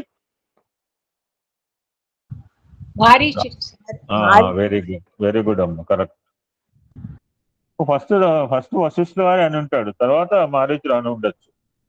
దీని ప్రకారం రాముడు సత్యమునకే సర్వమును త్యాగం చేశాడు, ధర్మం తప్పకుండా ఆచరిస్తూ వచ్చాడు. కనుకనే అతనే దైవ స్వరూపం. రాముడు ఒక్కడే దేవుడు అంటే పొరపాటు అంటున్నాడు. ఎవరైనా సరే సత్యధర్మాల్లో ప్రవేశించే ప్రతి వ్యక్తి దైవ స్వరూపం అని. ఎందుకంటే బలబుద్ధి ఎవరు చెప్తారండి? Not only Rama, not only Krishna. ఎవడైతే సత్య ధర్మాలతో జీవితం గడుపుతాడో, సత్య ధర్మ శాంతి ప్రేమలతో ఎవడైతే హూ లివ్ విత్ సత్య ధర్మ ఈ దైవ స్వరూప, ఖచ్చితంగా ఆయనకి మెడలో పూలు వేయాలి, ఆయన సింహాసనంలో కూర్చోబెట్టాలి కూడా. మళ్ళీ ఎక్కడ పోయినా రామకృష్ణ పరమహంస దగ్గరికే వస్తాం. నేను ఎవరో చెప్పారు, చాలా మంది చెప్తుంటారు, ఈ కలియుగం అందు రామకృష్ణ పరమహంస దగ్గరకు కూడా కొంతమంది వచ్చారు. స్వామి మీరు దైవాన్ని చూశారా అని ప్రశ్నించాడట. చూశాను అని అన్నట్ట. ఏ రూపంలో చూశారు అని అడిగట. నన్ను నీవు చూస్తున్నట్లుగా మాకు 100 సార్లు 1000 సార్లు చెప్పుకుంటాం మనం. ఇది ఎట్లా సాధ్యం అవుతుంది అని మళ్ళీ ఈ ప్రశ్న కూడా విన్నాం. తప్పక సాధ్యం అవుతుంది అన్నాడు ఆయన. కానీ దైవాన్ని చూడాలనే ఆరాటం మీలో లేదు. ప్రజలారా, ధనకనక వస్తు వాహనాదుల నిమిత్తమై, ఆలుబిడ్డల నిమిత్తమై మీరు అనేక విధములుగా తప్పిస్తున్నారు. ధనం కావాలని రాత్రింబవళ్ళు ఏడుస్తున్నారు. కానీ ఈ ఏడుపు దైవం కోసం ఏడ్చారా? యా చింతా భువి పుత్ర మిత్రభరణో వ్యాపార సంభాషణే, యా చింతా ధనజాన్య భోగ యశసే లాభే సదా జాయతే, సా చింతా భువి నందనందన పద ద్వంద్వార విందే, శనే కాంచితే యమరాజ భీమ సదన ద్వారే ప్రయాణే ప్రభు. మన చింతనలు ఎవరి మీద ఉంటున్నాయి, మన చింతనలు ఎవరి మీద ఉండాలని స్వామి పద్యంలో చెప్పారు. పుత్ర మిత్ర ధరణ వ్యాపారములపై వద్దని చెప్పట్లే ఆయన. వ్యామోహంతో మీరు ఏ విధంగా పరితపిస్తున్నారో, ధనధాన్య భోగ యశస్సుల నిమిత్తమై మీరు ఏ విధంగా చింతిస్తున్నారో, అందులో క్షణకాలమైన భగవంతుని పాదముల నిమిత్తమే చింతిస్తున్నారా? చింతించే వాళ్ళు చాలా మంది ఉన్నారు. మీరు పరితపించేది ప్రాకృతమైన చింతలకు, కోరేది దైవ దర్శనం. అది ఎలా సాధ్యము? దైవాన్ని కోరితే దైవ నిమిత్తమే పరితపించాలి. అప్పుడే మీకు దైవం లభ్యమవుతాడు. చెప్పేది ఒకటి, చేసేది ఒకటి. చెప్పినట్టు చేస్తారా మొన్న అనుకున్నాం. ఇటువంటి పరిస్థితుల్లో దైవత్వాన్ని మీరు గుర్తించలేరు అని ఖచ్చితంగా బలగుద్దినట్టు శాసనం లాగా చెప్పాడు రామకృష్ణ పరమహంస. ప్రాచీన కాలం నుంచి వైజ్ఞానికులు కూడా అనేక రకములైన అన్వేషణలు తలుపుతూ వచ్చారు. శాస్త్రజ్ఞుడైన గెలీలియో ప్రకృతి విచిత్రములు కొంత గుర్తిస్తూ వచ్చాడు. ఈ విషయంలో భూమి 1 సెకండుకు 18,500 మైళ్ళ వేగంతో తిరుగుతున్నది. Per second 18,500 miles earth rotation. ఈ విధంగా తిరుగుతూ సంవత్సరంకు ఒక పర్యాయము సూర్యుని చుట్టూ కూడా తిరుగుతున్నది.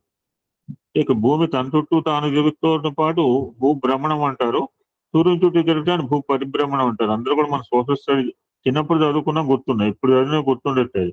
వేరే సత్సంగం గురించి చెప్తాను, రేపు మళ్ళీ మర్చిపోతున్నాం. అయితే ఈ భూమి తిరగడానికి కారణం ఏమిటి? ఎవరు తిప్పుతున్నారు? ఎందుకు తిరుగుతున్నది?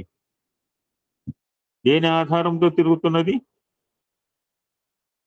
అనే విషయాన్ని విచారించాడు గెలీలియో.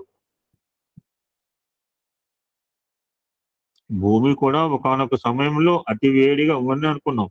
సూర్యుడి దగ్గర ఎంత హీట్ ఉందో, ఆ ఛాయాదేవి గుర్రంలాగా పారిపోయిందని చెప్పి అప్పుడు వేడి తగ్గించుకున్నారు. 2 కొడుకులు పెట్టాడు, ఒక ఆయన శని, ఒక ఆయన యముడు అని చెప్పారు. భూమి కూడా ఒకానొక సమయంలో అతి వేడిగా ఉండేది. క్రమక్రమంగా ఇది చల్లబడటానికి కొన్ని కోట్ల సంవత్సరాలు పట్టింది. ఇలాంటి అతివేడిగా ఉండిన భూమి తిరగటంలో అంతరార్థం ఏమిటి? భూమి తిరగలేదనుకోండి, ఇప్పుడు ఇందాక వెస్టిండీస్ లో ఇంకొక మ్యాచ్ పొద్దున ఆడారు, మనకు పొద్దున, అక్కడ వాళ్ళకి రాత్రి. మన దగ్గర ఏ విధంగా T20 మ్యాచ్ 8 o'clock రాత్రి 10 గంటలకు ఆడుతుంటారో, ఇవాళ తెల్లవారుజామున ఆడారు 6 అక్కడ మ్యాచ్. గుంటూరు భారతి గారు, వెరీ నైస్. భూమి తిరగడం చేత చెప్పొచ్చా? సాయిరామ్ సార్, చెప్పండి. భూమి తిరగకపోతే పగలు రాత్రి అనేది ఏమి ఉండదండి. బాగా చెప్పారు, అదే మాట చెప్తున్నారు. భూమి తిరగటం చేత రాత్రింబవళ్ళు ఏర్పడుతున్నవి. ఈ మనిషి జీవిత చక్రమే రాత్రింబవలు అయిపోతుంది. ఈ రాత్రింబవలు ఉండటం చేత మానవులకు కొన్ని కర్మలు ఆచరించడానికి అవకాశం ఏర్పడుతుంది. తిరగకుండా ఉంటే బాగుండేదండి. 24 గంటలు సంపాదించుకునేవాడు హాయిగా. ఆ రాత్రి లేకుండా పగలే ఉంటే 24 hours ఎర్న్ చేసుకునేవాడు హాయిగా. వామో, మనిషికి విశ్రాంతి ఎంత, సంపాదన ఎంత అవసరమో విశ్రాంతి కూడా అంతే అవసరం సార్. హాయిగా 24 గంటలు పగలుంటే చేతులారా సంపాదించుకునే వాళ్ళం కదండి. లేదు లేదు లేదు, అది కాదండి. విశ్రాంతి లేకపోతే ఇంకా పగలు ఎంత ఉన్నా కానీ ఇంకా ఆశ అనేది పర్లేదు, అత్యాశ అయిపోయింది ఇంకా. సో దీని గురించి, విశ్రాంతి గురించి భగవంతుడు రాత్రింబవలు పెట్టాడు. భూమి సూర్యుని చుట్టూ తిరగటం చేత ఋతువులు ఏర్పడుతున్నాయి. తన చుట్టూ తాను తిరగటం వల్ల డే అండ్ నైట్ అంటాడు ఏదో సినిమాలో. రాత్రింబవలు వచ్చినాయి. సూర్యుని చుట్టూ తిరగటం వల్ల ఈ 6 ఋతువులు ఏర్పడుతుంది. ఋతువుల వలన వర్షము కురవటము, పంటలు పండటము, ఆహార సదుపాయములు చేకూరడం, వాళ్ళందరూ ఏరువాకపోవడం ఇవాళ మొదలైనవి జరుగుతున్నవి. దీని అంతటికీ ఆధారంగా ఏదో మనకు తెలియని శక్తి ఒకటి ఉన్నది అని అన్నాడు గెలీలియో. ఇవన్నీ ఎవడో చెప్పింది కాదు, గెలీలియో మాటలు స్వామి చెప్తున్నారు. స్వామి ఏం చదువుకున్నాడని సైన్స్ 8th క్లాస్ చదువుకున్నాడు. మరి దీని అంతటికి ఆధారంగా ఏదో మనకు తెలియని శక్తి ఒకటి ఉన్నది అని అన్నట్ట గెలీలియో. దానికి అజ్ఞాత శక్తి అన్నట్టు ఆయన. అన్సీన్ పవర్, అజ్ఞాత వాసి, అజ్ఞాత ఏదో సినిమాలు కూడా వచ్చినాయి. అజ్ఞాత శక్తి అని అన్నాడు. అంటే అజ్ఞాత శక్తి అనగా ఎవ్వరికి గోచరం కాని శక్తి అని అర్థం. ఈ శాస్త్రజ్ఞుడు ఈ రహస్యాన్ని గుర్తించి ఇదే దైవము అన్నాడు.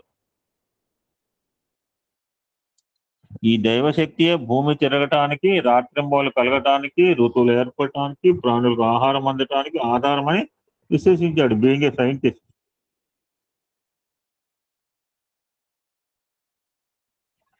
ఇంకొక శాస్త్రవేత్త ప్రకృతి పరమాత్మ వేరు కాదు అని మనం తెలుసు. మనకి ప్రకృతి కూడా భగవంతుని యొక్క సృష్టి మాత్రమే. పంచభూతం అంటే ప్రకృతి. ఈ ప్రకృతి యొక్క మహత్తర శక్తిని తెలుసుకోవడం అంటే భగవంతుని తెలుసుకోవడమే. అది ప్రకృతిని తెలుసుకుంటూ nature is the best teacher అన్నాం, nature is the best teacher అంటాం. ప్రకృతి ఎన్నో పాఠాలు నేర్పుతాం. ప్రకృతిలో జీవరాశి 24 గురువులు అన్నాడు దత్తాత్రేయ స్వామి. ఎక్కడున్నాయి? ఇవన్నీ ఎక్కడే ఉన్నాయి. సో ఈ ప్రకృతి యొక్క మహత్తర శక్తిని తెలుసుకోవడం అంటే భగవంతుని తెలుసుకోవడమే అనే సత్యాన్ని మరొక సైంటిస్ట్ నిర్ణయించాడు. ఇంకొక శాస్త్రవేత్త ఉన్నాడు, ఈక్వల్ టు MC² అన్నాడు. ఎవరైనా ఈక్వల్ టు MC² అన్నాడు. Einstein sir. Very good sir. ఇంకా విజ్ఞాన పితామహుడు ఐన్స్టీన్ ఏమన్నాడు? చాలా బాగా చెప్పాడండి. మనం సరిగా అర్థం చేసుకోవట్లేదు. ఆయన మంచిగానే చెప్పాడు. దాన్ని మనం ఎవడు కూడా వక్రీకరించి చెప్తున్నారు, సక్రమంగా ఎవరు చెప్పట్లేదు. గురుత్వాకర్షణ. Very good. ఏమన్నాడు చూద్దాం ఐన్స్టీన్. ఈ విశ్వంలో పదార్థమును శక్తి, మ్యాటర్ అండ్ ఎనర్జీ అండి ఆయన చెప్పిన 2 సిద్ధాంతాలు. Matter and energy. ఈ విషయంలో పదార్థమును శక్తి, శక్తిని పదార్థము ఆవిర్భవం చేస్తున్నాయి. మ్యాటర్లోంచి ఎనర్జీ వస్తుంది, ఎనర్జీలోంచి మ్యాటర్ వస్తుంది అని చెప్పి ఆయన థియరీ. ఇంకో మాట చెప్పాడు. చాలా ఆయన బాగా స్టడీ చేశాడు. మనం మిస్అండర్స్టాండ్ చేసుకున్నాం. ఈ శక్తిని మరొక రూపంలో మార్చుకొనవచ్చు. కరెంటు ఫ్యాన్లో పెట్టుకోవచ్చు, మొబైల్ ఫ్యాన్ పెట్టుకోవచ్చు, ఏసీ పెట్టుకోవచ్చు, కూలర్ పెట్టుకోవచ్చు, హీటర్ పెట్టుకోవచ్చు. Converting different ways. ఈ శక్తిని మరొక రూపంలో మార్చుకొనవచ్చు, కానీ శక్తిని cannot create energy. So don't waste power అంటాం మనం. పవర్ వాడుకోవడం తెలుసు. పవర్ జనరేషన్ అంటే మా నెత్తి మీద ఉందంటే మీ నెత్తి మీద ఉంటే మా నెత్తి మీద ఉండాలి కదా. సోలార్ పవర్ పెట్టువాడు సోలార్ పవర్ చేయట్లేదు కదండి. సరే పెట్టువాడు సోలార్ పవర్ పెట్టుకొని అప్పుడు ఎనర్జీ వేస్ట్ చేయొచ్చు మనం. అందుకని మనం పిల్లలకి ఏం చెప్తాం? డోంట్ వేస్ట్ ఎనర్జీ చెప్తాం. డోంట్ వేస్ట్ ఫుడ్, మనీలో కూడా ఎనర్జీ. ఎందుకంటే ప్రకృతి సంపద. ఈ శక్తిని కైనెటిక్ ఎనర్జీ అండ్ కేఈ అని ఇంకో ఏదో ఉంటాం, స్థితి శక్తి గతి శక్తి అంటుంటాం సైన్స్ లో. మార్చవచ్చు, బట్ వీ కెనాట్ శక్తికి మరొక రూపంలో మార్చుకోవచ్చు, కానీ శక్తిని సృష్టించుటకు నాశనం చేయటకు ఎవరికి సాధ్యం కాదని నిర్ణయించాడు ఐన్స్టైన్. అణుశక్తి ఉంది, అణుశక్తి కట్టాలి, అణురియాక్టర్లు కట్టాలి అంటున్నారు. అణుశక్తిని కాంతి శక్తిని ఉష్ణ శక్తిగా ఈ విధంగా శక్తులను మార్చవచ్చునే తప్ప మూలాధారమైన శక్తిని సృష్టింపబడటం కానీ నాశనం చేయటం కానీ ఎవ్వరికి వీలు కాదని వలగు చెప్పాడు ఐన్స్టైన్. అదే దైవముగా ఉండవచ్చు అన్నాడు Einstein. It may be God. అంతకంటే మరొకటి గట్టిగా చెప్పడానికి వీలు కాదన్నాడు. నవేడేస్ ప్రెజెంట్ డేస్ ఈనాడు విద్యార్థులు ఏం చెప్తున్నారు? హైడ్రోజన్ ఆక్సిజన్ రెండు చేరినప్పుడు వాటర్ అవుతున్నారు, H2O, వాటర్ సింబల్. అయితే వాటర్ మీరు సృష్టించవచ్చు, కానీ హైడ్రోజన్ ఆక్సిజన్ ఎవరు సృష్టించారు? ఈ రెండు ఉండినప్పుడే కదా మీరు వాటర్ను మార్చగలుగుతున్నారు. కనుక హైడ్రోజన్ ఆక్సిజన్ ఆధారము, వాటర్ ఆధేయము. ఈ మాటలు చాలాసార్లు ఉంటాయి, ఆధారము ఆధేయము. వాళ్ళకు కాళ్ళు చేతులు వచ్చి రెక్కలు వచ్చేదాకా వాళ్ళకి పిల్లలు మన తల్లిదండ్రుల పేరెంట్స్ మీద ఆధారపడి ఉంటారు. తర్వాత ఒక తంతుని బయటికి పోతారు, దట్స్ డిఫరెంట్ అనుకోండి. వాడికి రెక్కలు వచ్చేదాకా మనమే ఆధారపడి ఉంటారు, మన జేబులో డబ్బులో వాడుకుంటుంటారు. ఇక్కడ బేస్ ఈజ్ హైడ్రోజన్ ఆక్సిజన్ ఆధారము, వాటర్ ఆధేయం. ఆ ఆధారం లేకుండా ఆధేయం ఉండటానికి వీలు కాదు. ఈ ఆధేయం అనేది క్రమక్రమేణా మార్పు చెందుతూ వచ్చింది. నేను చెప్పినది నిమిత్త కారణం, ఉపాదాన కారణం. మళ్ళీ వద్దు కన్ఫ్యూజ్. ఆధేయం మారుతుంది, ఆధారం మారదు. ఈ మార్పు చెందినదే సైన్స్ అండి. మార్పు చెందని స్పిరిచువాలిటీ. సింపుల్ గుడ్ లాజిక్ అండి. సైన్స్ మార్పు చెందుతుంది, ఆధ్యాత్మికం మార్పు చెందదు. మరి ఆధ్యాత్మికం అంటే ఏమిటండి? ఎంతో మంది సత్సంగాలు చెప్పారు, ఎన్నో క్యాసెట్, వేల క్యాసెట్లు, ఎన్నో టీవీ పెడితే అదే. ఆధ్యాత్మికం అంటే ఏమిటి? కేవలము పూజలు చేయటము, సత్కర్మలు ఆచరించటము అని అనుకుంటున్నాము. స్పిరిచువాలిటీ అంటే simple definition Swami, a spirit of love. ఈ ఎగ్జాంపుల్ రాసుకోవాలని మనం. Spirituality means a spirit of love. మనం ప్రేమించాలి, ఆ స్పిరిట్ కలిగి ఉండటం, spirit of love. What is science? Spirit of love. అది ప్రేమని విభజన చేస్తుంది సైన్స్. ప్రేమను ముక్క చెక్కలు చేస్తుంది, ప్రేమను రకరకాలుగా మారుస్తుంది science. And spirituality spirit of love, విశ్వమానవ ప్రేమని. The brotherhood of man and fatherhood of God అని చెప్తుంది. అది విశ్వమానవ ప్రేమ, స్పిరిచువాలిటీ. దిస్ ఈ split of love, SPLIT, split ఏసీలు అందరూ తెలిసిందే. వేసంకాలం అయిపోయింది, మళ్ళీ ఏసీలు మూడవలేస్తాం. ఈ స్ప్లిట్ ఆఫ్ లవ్ మార్పు చెందుతుంది, స్పిరిట్ ఆఫ్ లవ్ మార్పు చెందనది. ఈ స్పిరిట్ ఆఫ్ లవ్ ఆధారంగానే కల్చర్ గా బిహేవ్ చేయాలి అంటుంటాం. కల్చర్ లేదని కొంచెం ఎంత చదువుకున్నావు? కల్చర్ అంటే సంస్కృతి లేకపోతే సంస్కారం. ఎక్కడ చదివారో, నీకు ఎవరు నేర్పారు ఆ కల్చర్ అని అంటుంటారు మన వాళ్ళు. విద్యార్థులారా, స్వామి పిల్లలకి అడ్రస్ చేస్తున్నాం, మనం కూడా విద్యార్థి, నేనైతే నిరంతర విద్యార్థిని. ఈ సత్యాన్ని మీరు గుర్తించాలి. ఏమనేది? అన్నింటికీ ఒక ఆధారం, బేస్ ఉంటున్నది. అది లేనిది మరొకటి లేదు.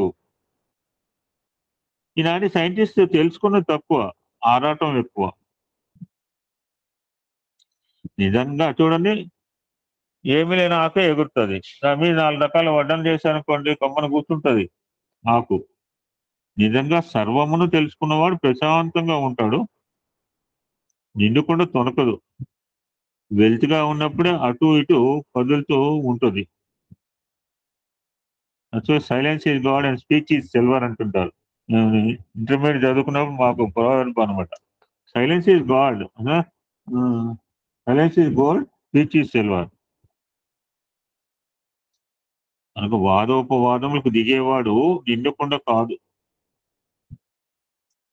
మనకు ఆధ్యాత్మిక కావాలనుకున్నప్పుడు ఇంద్రియాలను కంట్రోల్ చేయాలి. ప్రేమను మించిన దైవం లేదు. అందుకని స్వామి ప్రేమ స్వరూపులారా, స్వామి ఎవరంటే ప్రేమ స్వరూపు. Love is God, God is love, live in love అన్నారు. ఈ ప్రేమ బజార్లో తొలపాకంలో దొరకట్లేదు, అడయార్లో పోదామంటే అక్కడ దొరకదు, చిక్కేది కాదు.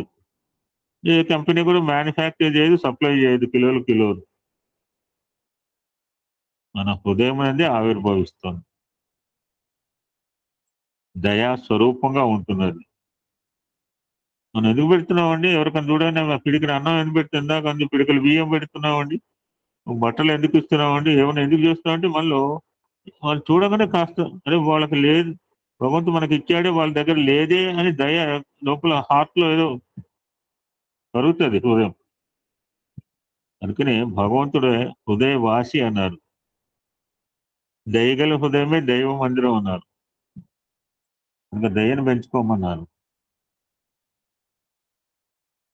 అప్పుడు దైవత్వం సాక్షాత్కరిస్తుంది. కేవలము బయట చూస్తే మనకు అర్థం కాదు, లోపల కూడా చూడాలి. బాహ్య సౌందర్యము, ఆంతర సౌందర్యం. బాహ్య శుచి, అంతర్ శుచి మనం చాలాసార్లు చెప్పుకున్నాం. ఎవడో వదలట్లేదు, కాల్ చేస్తూ కూర్చున్నాడు.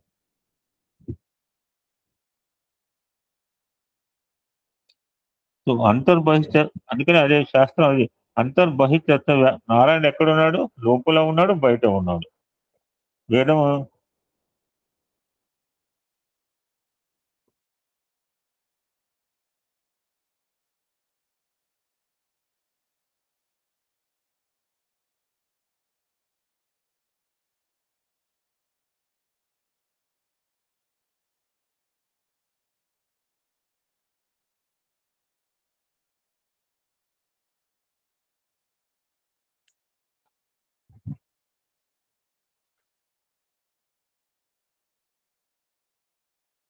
సార్ ఒక భజన పాడిపించాను సార్, 5 నిమిషాలు వస్తా.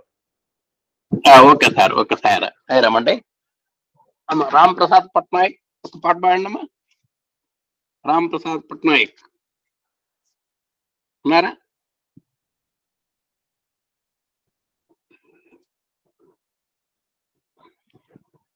కే సుందరి గారు ఒక పాట పాడండి అమ్మా. సాయిరామ్ సార్ సాయిరామ్. పాడండి.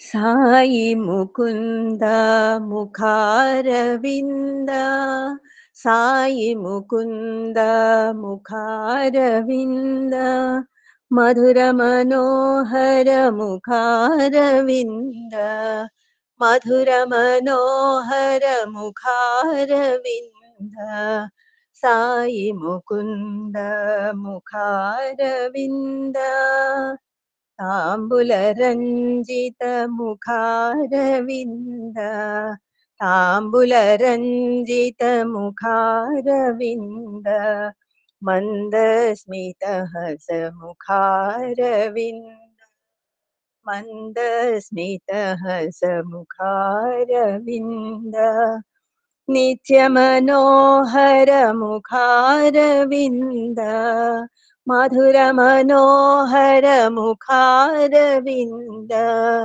సచిదానంద ముఖారవింద, సచిదానంద ముఖారవింద, సాయి ముకుంద ముఖారవింద, మధుర మనోహర ముఖారవింద, సాయి ముకుంద ముఖారవింద, తాంబుల రంజిత ముఖారవింద, మందస్మిత హస ముఖారవింద, మధుర మనోహర ముఖారవింద, సచిదానంద ముఖారవింద, సచిదానంద ముఖారవింద, సాయి ముకుంద ముఖారవింద.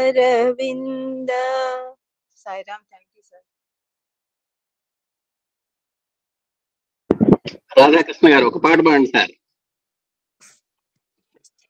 గురువాయూర్పుర శ్రీ హరి కృష్ణ నారాయణ గోపాల్, గురువాయూర్పుర శ్రీహరి కృష్ణ నారాయణ గోపాల్ ముకుంద మాధవ మురళీధారి నారాయణ గోపాల్ ముకుంద మాధవ మురళీధారి నారాయణ గోపాల్ నారాయణ గోపాల్ శ్రీహరి నారాయణ గోపాల్ నారాయణ గోపాల్ శ్రీహరి నారాయణ గోపాల్ గోవర్ధన గిరిధారి మురారి నారాయణ గోపాల్ గోవర్ధన గిరిధారి మురారి నారాయణ గోపాల్ ముకుంద మాధవ మురళీధారి నారాయణ గోపాల్ గురువాయూర్పుర శ్రీహరి కృష్ణ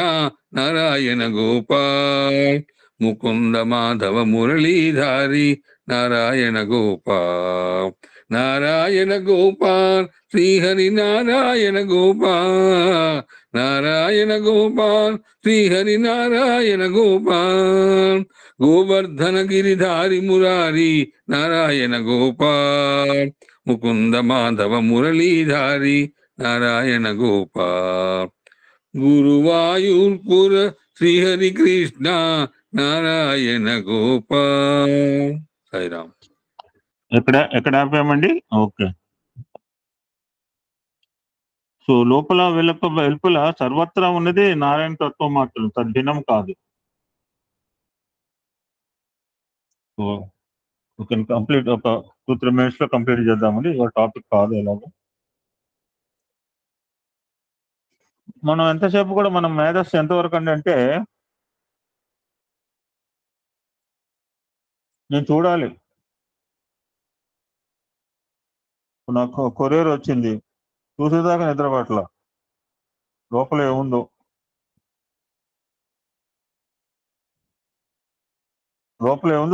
చూడాలి.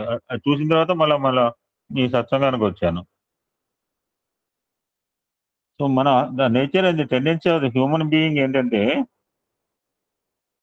నా కంటికి కనిపించాలి అని. ఇక్కడ స్వామి ఏం చెప్తున్నారు అంటే, నీకు కనిపించేది తినిపించదు, కనిపించినదే తినిపించినది. చాలా పెక్యులర్ అనిపించింది నాకు చదువుతుంటే. మనం అనుకుంటాం కంటికి కనిపించేవాడే మనకు పెడుతున్నాడు అని అనుకుంటాం ఇన్ జనరల్. కంటికి కనిపించేవాడు పెట్టచ్చండి. కంటికి కనిపించేవాడికి ఎవడిచ్చాడు ఈ పెట్టడానికి? So with this topic you can conclude today అండి. సో కనిపించనిదే తినిపించినది. కొంచెం విడ్డూరంగా అనిపించింది నాకు కూడా. సో దైవ విషయంలో ఈనాడు నాస్తికులు, చార్వకులు, సైంటిస్టులు ప్రత్యక్ష ప్రమాణం కావాలి అని నిర్ణయించారు. ఈ కంటితో చూడాలి, చేత్తో తాకాలి, అప్పుడే మేము నమ్ముతాం. కంటికి కనిపించింది ఏది శక్తి మేము ఏ రీతిగా విశ్వసించేది అని వాదిస్తుంటారు. కొంచెం ఎవడైనా నమ్మేవాడింటే వాళ్ళ మూర్ఖులు కూడా అనుకుంటుంటాం మనం. నిజంగా ఈ విషయంలో ప్రత్యక్ష ప్రమాణం అని ప్రధానమని భావించే సైంటిస్టుల కంటే వాళ్ళకంటే మూర్ఖులు ఎవరు లేదని వాళ్ళే తెలుస్తుంటారు. మనం ఎంత బ్రహ్మరామ గారు సైంటిస్టులే మూర్ఖులు అన్నాడు స్వామి. ఆయన ఎవడైనా మూర్ఖుడు అనగలడు. ఎట్లా? ఒక వ్యక్తి కంటికి కనిపిస్తున్నాడు, అతను ఎత్తు 5 అడుగుల 6 ఇంచులు, 63 కిలోలు బరువు ఉన్నాడు, సామంచాయిగా ఉన్నాడు, బట్టతలు ఉన్నది. ఇవన్నీ ప్రత్యక్ష ప్రమాణములు. అయితే అతనిలో కంటికి కనిపించని, చేతికి చిక్కని, పొలతలు అందని గుణములు అనేకంగా ఉంటున్నాయి. అతనిలో కరుణ ఉంటున్నది, పట్టుదల ఉంటున్నది, త్యాగం ఉంటున్నది, సాహసం ఉంటున్నది. కానీ అవి కంటికి కనిపించడం లేదు కదా. కొలబద్దతో కొలవడానికి వీలు కాదు కదా. నా పక్కనే ఉంది వేయింగ్ మిషన్, బెడ్ పక్కనే పెట్టుకుంటాను. వేయింగ్ మిషన్ బరువును తోచలేదు. మీరు కోస్తే ఏమొస్తుంది? ఏదో బాత రోజు బంగారు గుడ్డు ఇస్తుంది, ఒక్కసారి అయినా కోస్తే అందులో ఏం అనపడతాం అత్యాస పోయేటప్పుడు. సో మనిషిని కోసినా అవి కనిపించవు. అంత మాత్రం చేత అవి లేదని చెప్పడానికి వీలవుతుందా? అవి ఉంటేనే మంచి ప్రయోజనం ఉంటుంది. కంటికి కనిపించని ఉండటం చేతనే కంటికి కనిపించే వాటికి ప్రమాణం ఉంది. వాటి సోకాలు 5 feet 6 inches, 63 kilos, రామంచాయ, బట్టతల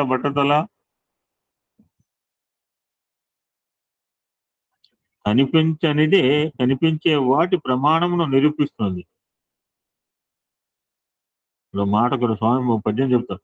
కనిపించినదే నిజమందురు, కనిపించనిదెల్లా కళ్ళ ఎందురు, కనిపించనిదే తినిపించును, నీ కర్మ ఫలములు మర్మము జీవా అని చురకేశారు. ఏది కనిపించదో అదే మన కర్మను అనుభవింపజేస్తుంది. కంటికి కనిపించిన దాన్ని, చేతికి చిక్కని దాన్ని నమ్మకూడదంటూ మూర్ఖత్వం. అంతేకాకుండా కనిపించేదంతా సత్యం అనుకోవడం కూడా మూర్ఖత్వం. ఒక వృక్షం ఉంది, దానికి శాఖోపశాఖలుగా కనిపిస్తున్నది. దాని కొమ్మలు, రెమ్మలు, పువ్వులు, కాయలు చూస్తున్నాడు సైంటిస్ట్. దాని కంటికి కనిపించే రూట్స్, వేర్లు చూస్తున్నాడు ఆధ్యాత్మికవాది, స్పిరిచువల్ పర్సన్. వేర్లు లేక కొమ్మలు ఎక్కడివి? దాన్ని చూసేవాడు దీన్ని చూడడు, దీన్ని చూసేవాడు దాన్ని చూడడు. అయితే ఏది ప్రధానము? చెట్టు పెరగాలంటే కాండానికి నీళ్లు పోస్తే మన విద్యా విధానం ఎలా ఉందని చెప్పారు. కానీ స్వామి విద్యా విధానం రూట్కు వేర్లకు నీళ్లు పోస్తే చెట్టు పెరుగుతుంది. అందుకని కనపడుతున్న కాండం మీద నీళ్లు పోస్తే దీన్ని చూసేవాడు దాని తోడు. అయితే ఏది ప్రధానము? కొమ్మల వేర్ల? కొమ్మలను కొట్టినా వేర్లు ఉంటే పెరగవచ్చు, కానీ వేరు లేకపోతే కొమ్మలు పెరగటానికి వీలు కాదు. కనిపించని వేర్లు ఆధారంగా ఉండటం చేతనే శాఖలు మనకు కనిపిస్తున్నాయి. మన తల్లిదండ్రులు మహావృక్షాలు, వాళ్ళ వేలు గట్టిగా ఉండబట్టి ఇంతమంది పిల్లలు ఎక్కడెక్కడో తిరుగుతున్నాం. ఒక్కో ఫ్యామిలీలో 50-60 మంది కూడా ఉంటారు. ఈ శాఖోపశాఖలు ఎక్కడి నుంచి వచ్చినాయి? ఆ తల్లిదండ్రులు వేళ్ల వల్ల వచ్చినాయి. మా వంశవృక్షం ఉంటుంటాం అనమాట. అప్పుడప్పుడు ఎప్పుడు మా భావన మాకు కొంతమంది తెలుసు, మా ఫాదర్ బ్రదర్స్, మా మదర్ సిస్టర్స్ తెలియదు. ఎప్పుడైనా వంశవృక్షం బొమ్మ వేసుకోవాలనిపిస్తుంది. ఇంతమంది రావడం కారణం వాళ్ళు. అదేవిధంగా ఫైనల్ గా ఇప్పటికి కనిపించే ఈ జగత్తునంతా కనిపించని దివ్యశక్తి మనకైతే నమ్మకం ఉందండి. ఇక్కడ కూర్చున్న వాళ్ళకి ఎవరికా లేదు. అదేవిధంగా కనిపించే ఈ జగత్తునంతా కనిపించిన ఒక దివ్యశక్తి, ఒక ఆధారం ఉంది, బేస్ ఉంది. ఆ శక్తి వల్లనే జగత్తు మనం చూడగలుగుతున్నాము అని we can complete it here today అండి. we can continue tomorrow day after tomorrow. ఓం శాంతి శాంతి శాంతి. సమస్త లోకా సుఖినో భవంతు, లోకా సమస్త సుఖినో భవంతు. ఓం శాంతి శాంతి.